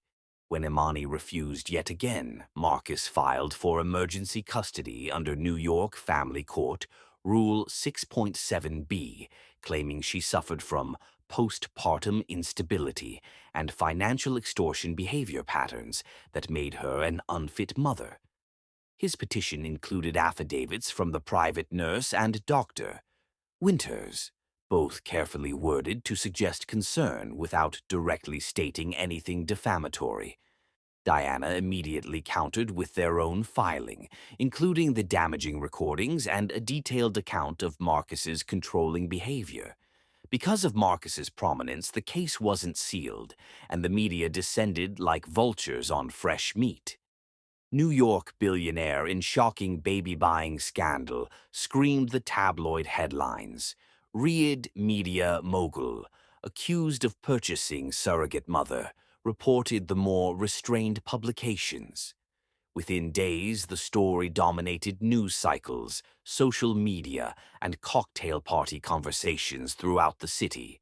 Marcus's public relations team worked overtime, attempting to reframe the narrative as a misunderstanding between two adults who had a child together outside of a traditional relationship. But the recordings, particularly one where Marcus explicitly discussed purchasing Imani's reproductive services, made such spin nearly impossible. As the media frenzy intensified, something unexpected happened. Other women began to come forward with similar stories about Marcus Reed, models and aspiring actresses who claimed he had proposed arrangements to them, some involving children, others merely sexual services in exchange for career advancement. None had agreed to terms as comprehensive as Imani's, but the pattern was clear and damning. One woman, a former model named Vanessa Chen, reached out directly to Imani through Diana. "I almost took his offer 5 years ago," she confided during their meeting. "He approached me at a Fashion Week party, suggested a mutually beneficial arrangement that included having his child. I refused, and suddenly no agency in New York would touch me. I ended up leaving the industry entirely."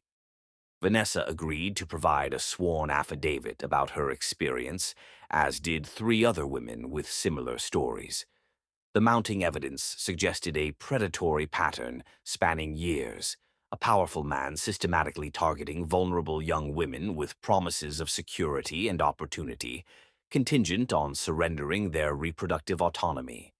Marcus's lawyers proposed increasingly generous settlements, culminating in an offer that would have made Imani wealthy beyond imagination. Each time she refused unless the settlement included public acknowledgement of his behavior and dropped all requirements for her silence. "He doesn't understand," Imani explained to her mother, who had arrived from Jamaica and now helped care for Leo while Imani navigated the legal battle. "This was never about extracting maximum payment. It's about breaking the cycle." Elise, who had initially been horrified by her daughter's arrangement with Marcus, had become her strongest advocate. "Some men believe everything has a price," she said, cradling her grandson. "They cannot comprehend a woman who values dignity above wealth." As the case moved toward trial, Marcus made one final attempt at settlement.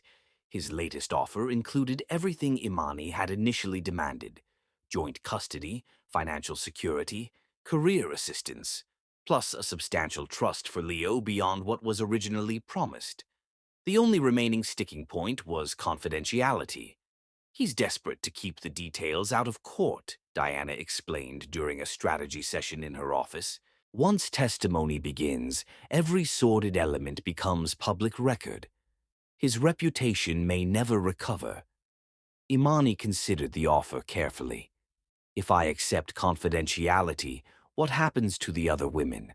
The ones he's targeted before, or might target in the future. That's not your responsibility, Diana reminded her gently. Your primary obligation is to your son and yourself. But it is my choice, Imani replied, her decision crystallizing, and I choose transparency. Let the truth come out in court. The trial became a media sensation. Security guards had to clear paths through photographers and reporters each time Imani entered or exited the courthouse. Marcus arrived in dark SUVs with tinted windows, his expression grim as he hurried past the cameras. Inside the courtroom, Imani's legal team methodically presented their evidence. The original contract with its controlling provisions, the recordings of Marcus's demeaning comments, testimony from the women who had experienced similar propositions, expert witnesses who characterized the arrangement as reproductive coercion and exploitation of financial vulnerability. Marcus's attorneys attempted to paint Imani as a calculating gold digger who had seduced their client with the intention of extracting maximum financial benefit. The strategy backfired when cross-examination revealed Marcus had approached Imani with the proposition, not the other way around, and had prepared the contract before she ever agreed to the arrangement.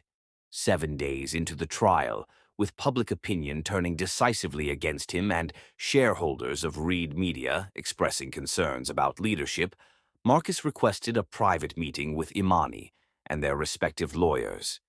"You've made your point," he said, looking older and more haggard than Imani had ever seen him. "What will it take to end this circus?" Imani studied the man who had fathered her child, the man who had seen her as nothing more than a vessel for his ambitions. For the first time, she recognized fear behind his arrogance. Joint custody with primary physical custody to me. The financial provisions as originally agreed, no confidentiality clause, and a public statement acknowledging the nature of our arrangement with an apology to me and the other women you approached. Marcus blanched. That would destroy me. It would humble you, Imani corrected. There's a difference. Chapter 10. Victory. The judge's ruling is unequivocal.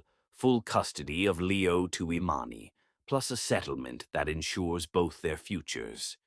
More meaningful than the money are the calls from legitimate agencies, impressed by her poise and determination during the trial. That night, Elise calls for the first time in months.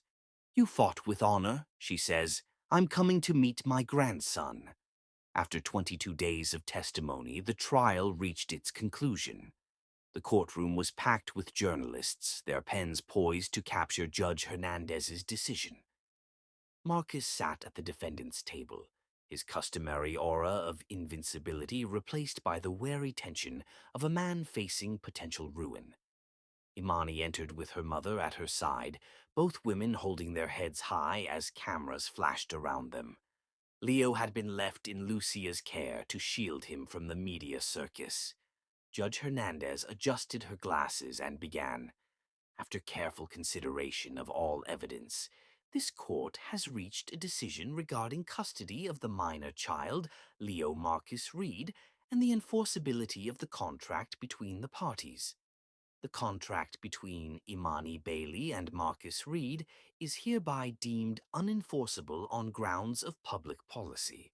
No court will uphold an agreement that commodifies human reproduction and establishes controlling provisions that border on indentured servitude." A murmur rippled through the courtroom. Marcus's attorney leaned toward him, whispering urgently. "Regarding custody, the court grants primary physical custody to Imani Bailey, with Marcus Reed granted visitation rights under supervision for the first 6 months, to be reevaluated thereafter based on demonstrated parental fitness. Furthermore, Mr. Reed will continue to provide financial support as outlined in the original agreement, not because the contract is valid, but because this court determines such support to be in the best interest of the child. These funds will be placed in a trust administered by a neutral third party." The judge set aside her papers and leaned forward. "Let me be clear. This court does not endorse arrangements where children are treated as assets to be acquired through financial leverage. This ruling should serve notice that wealth and power do not place anyone above ethical conduct or family law. Court is adjourned. The gavel fell with finality, and the courtroom erupted. Reporters rushed for the exits. Marcus was quickly surrounded by his legal team, their expressions grave as they conferred in hushed tones. Diana turned to Imani, her professional demeanor breaking into a rare smile. Congratulations. This is as decisive a victory as we could have hoped for. Elise embraced her daughter. You stood your ground, she whispered. Your father would be so proud. Outside the courthouse, a sea of microphones awaited them. Diana made a brief statement while Imani and Elise slipped into a waiting car.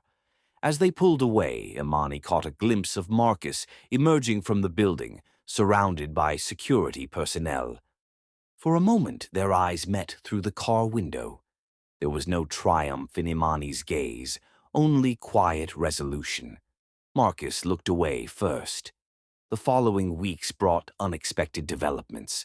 The story of Imani's stand against one of New York's most powerful men resonated far beyond the tabloid headlines. Women's advocacy groups hailed her courage. Legal scholars debated the implications of Judge Hernandez's ruling for reproductive contracts. Most surprisingly, Imani began receiving calls from legitimate modeling agencies, not out of pity but genuine professional interest. Her composure throughout the trial had caught the attention of industry professionals. Your poise under pressure was remarkable, said Elena Vasquez, head of a prestigious agency. And frankly, you photographed beautifully even under those terrible circumstances. We'd like to discuss representation if you're still interested in pursuing modeling. Similar calls followed. 3 agencies within the first week after the verdict, each offering legitimate representation without predatory undertones. It's ironic, Imani told Lucia over coffee. I came to New York to model, ended up in this nightmare with Marcus, and now the nightmare itself has opened doors the traditional path never did. The trust established by court order provided Imani and Leo with financial security beyond anything she had imagined. She found a comfortable apartment in a family-friendly neighborhood, far from the sterile luxury of Marcus's Upper East Side building. Elise extended her visit indefinitely, delighting in her grandson's daily developments and providing the family connection Imani had ached for during their estrangement. I was wrong to cut you off, Elise admitted one evening as they watched Leo sleep. I judged your choice without understanding your desperation. You taught me integrity was my power, Imani replied softly. In the end, that's what saved me. What saved us both. 1 month after the verdict, as Imani was preparing for her first professional photo shoot, her phone rang with an unfamiliar number. Ms. Bailey, this is Jennifer Crane, Mr. Reed's assistant. Mr. Reed would like to arrange a time to visit his son, per the court's visitation schedule. He's completed the required parenting classes and psychological evaluation. Imani took a deep breath. Despite everything, she had never intended to keep Leo from knowing his father. Saturday morning would work. Tell him 10 a.m. and the court-appointed supervisor will meet him here. That Saturday, precisely at 10 a.m., Marcus arrived. Gone was the imperious billionaire who had once treated her as property. In his place stood a chastened man in casual clothes, carrying a small stuffed animal and looking uncharacteristically uncertain. The supervisor, Mrs. Goldstein, greeted him at the door and explained the parameters of the visit. Imani nodded a brief acknowledgement before retreating to the kitchen, giving Marcus space with his son while remaining within earshot. To her surprise, Marcus's interaction with Leo seemed genuine. He spoke softly to the baby, his voice lacking the performative quality of their previous family moments. When Leo grasped his finger and gurgled, Marcus's face transformed with an emotion Imani had never witnessed in him before. simple, unalloyed joy. As Marcus prepared to leave, he paused at the kitchen doorway. "He's thriving," Marcus said awkwardly. "You're doing a good job with him." "Thank you," Imani replied, not quite meeting his eyes. "I've been thinking about what the judge said about dignity and autonomy. I didn't see it then, how I was treating you. I thought because I was offering financial security, I was entitled to set the terms." He paused. "I was wrong." The admission caught Imani off guard. She looked at him directly, searching his face for the manipulation she had come to expect. Instead, she found something that resembled genuine regret. "Leo deserves better from me," Marcus added. "And you deserved better, too."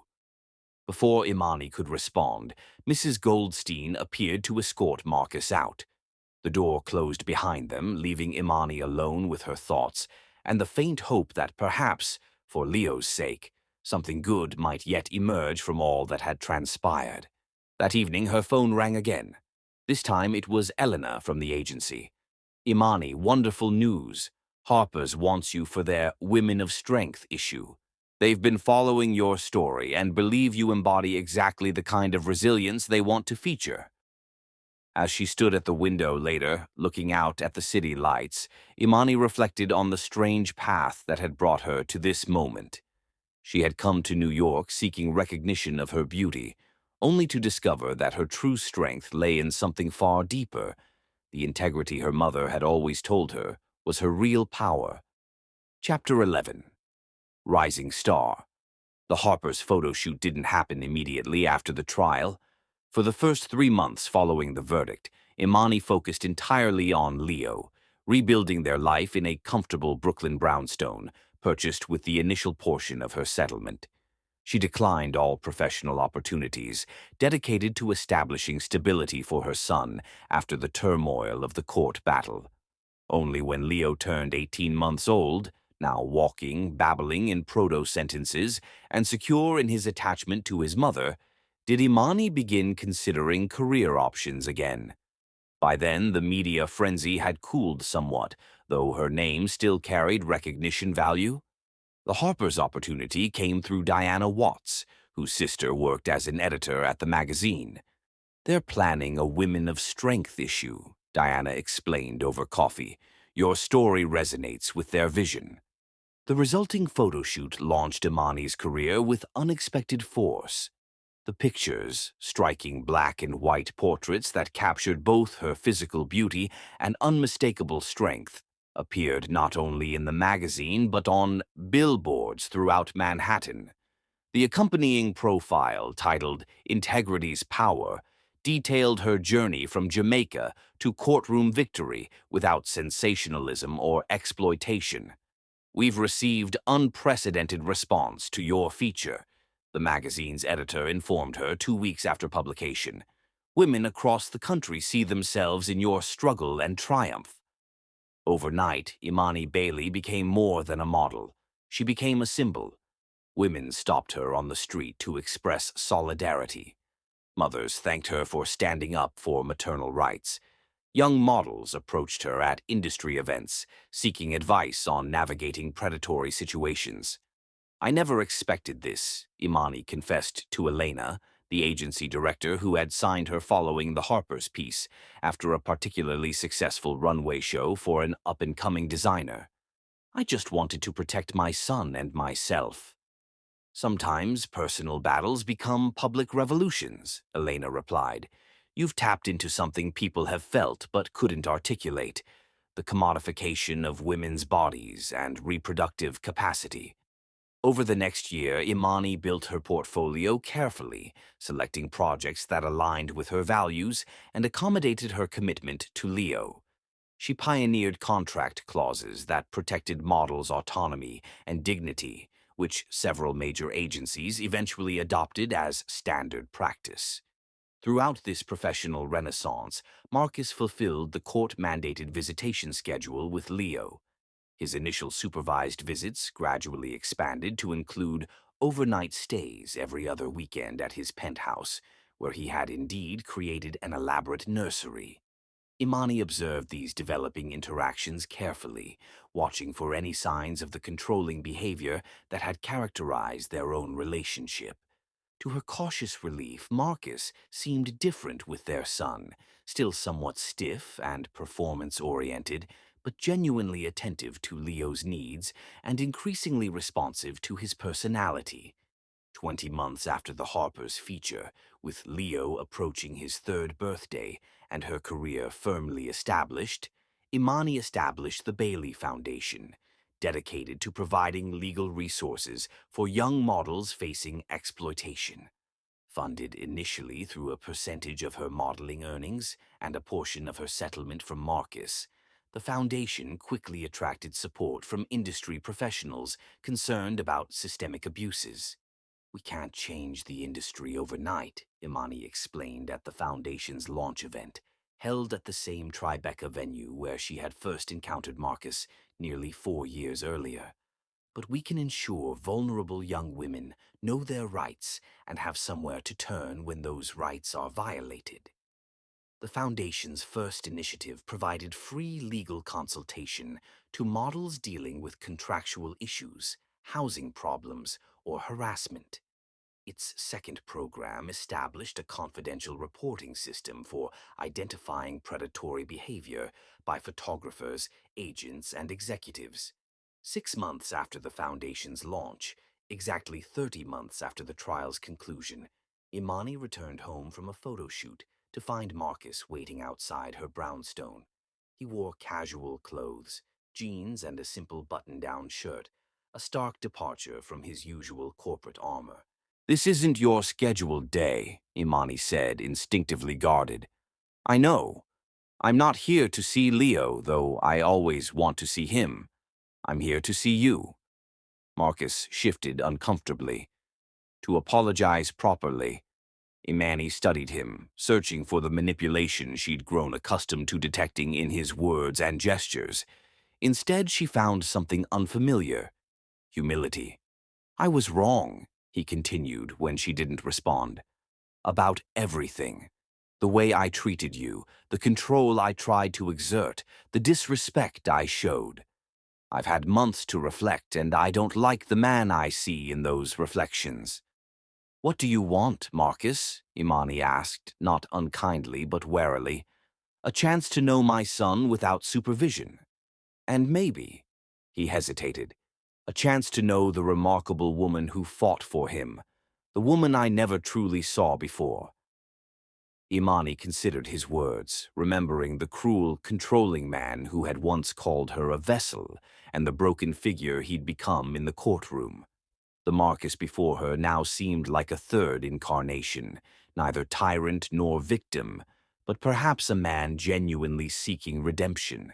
"Leo deserves a father who respects his mother," she said finally.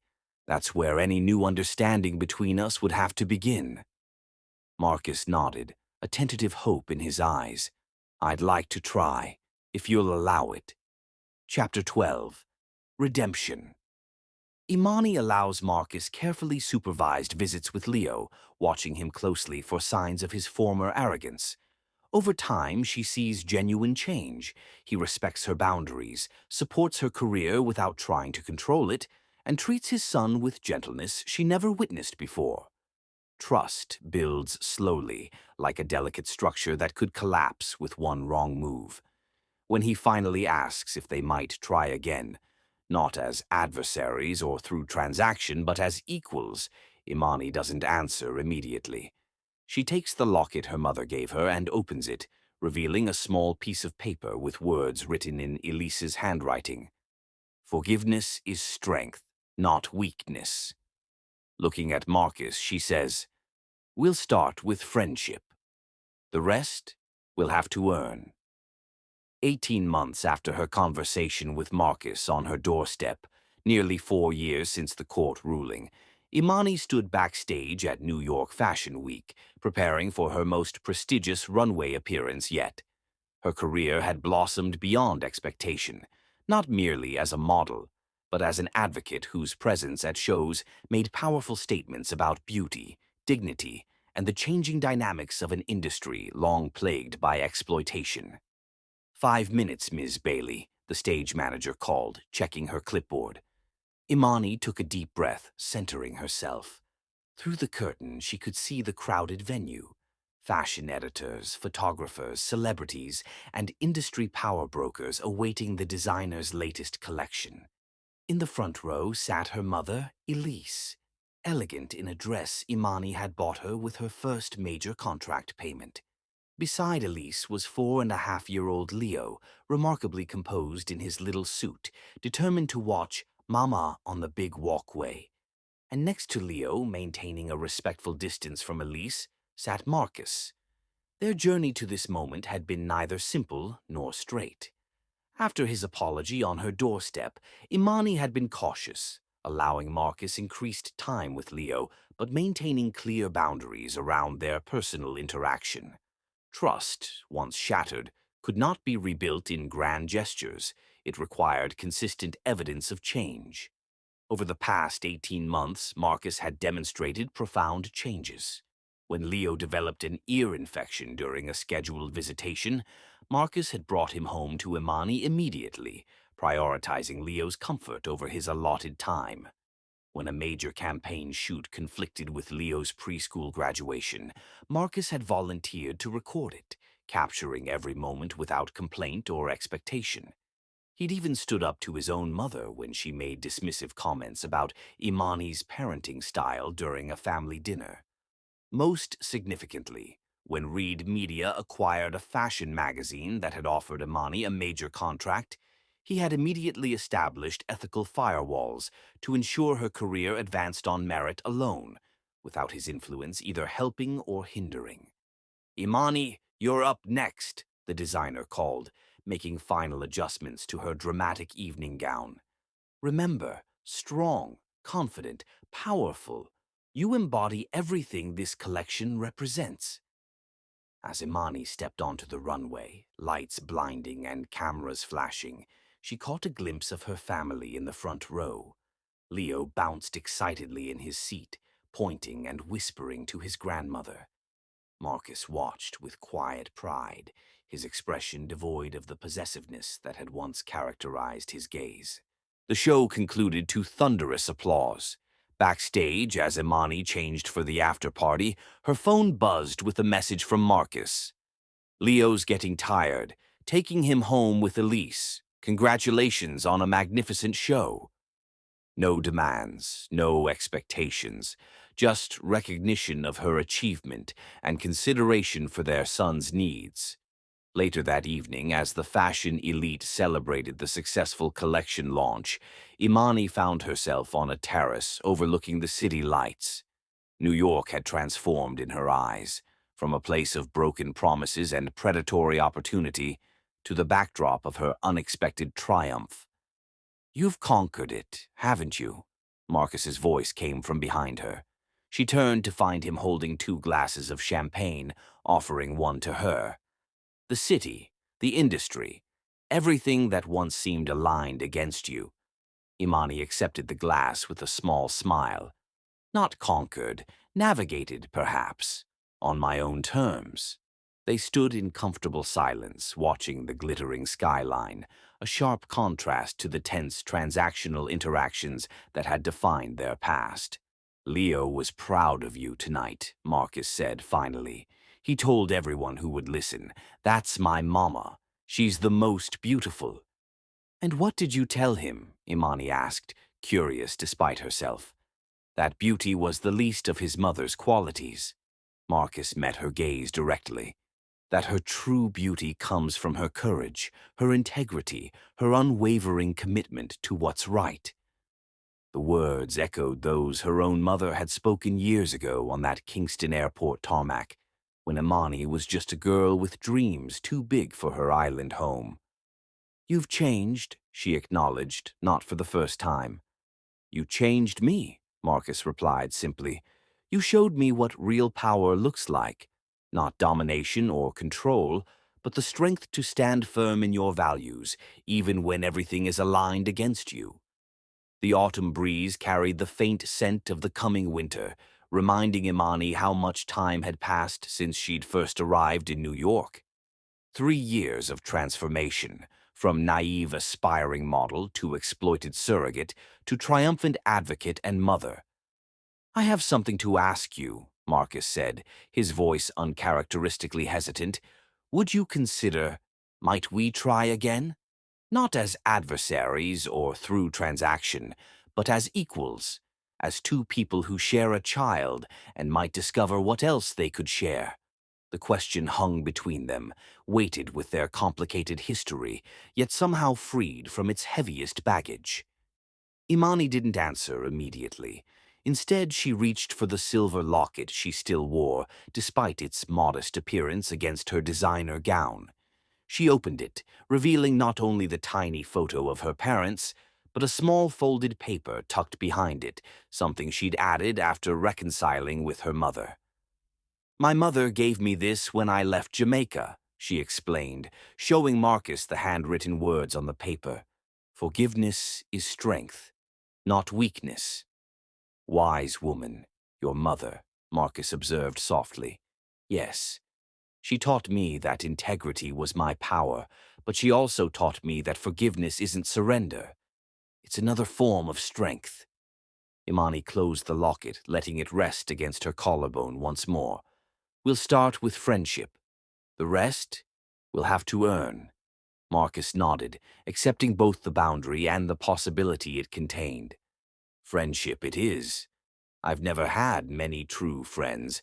Perhaps it's what I've needed all along." Below them, New York continued its eternal dance of ambition and reinvention.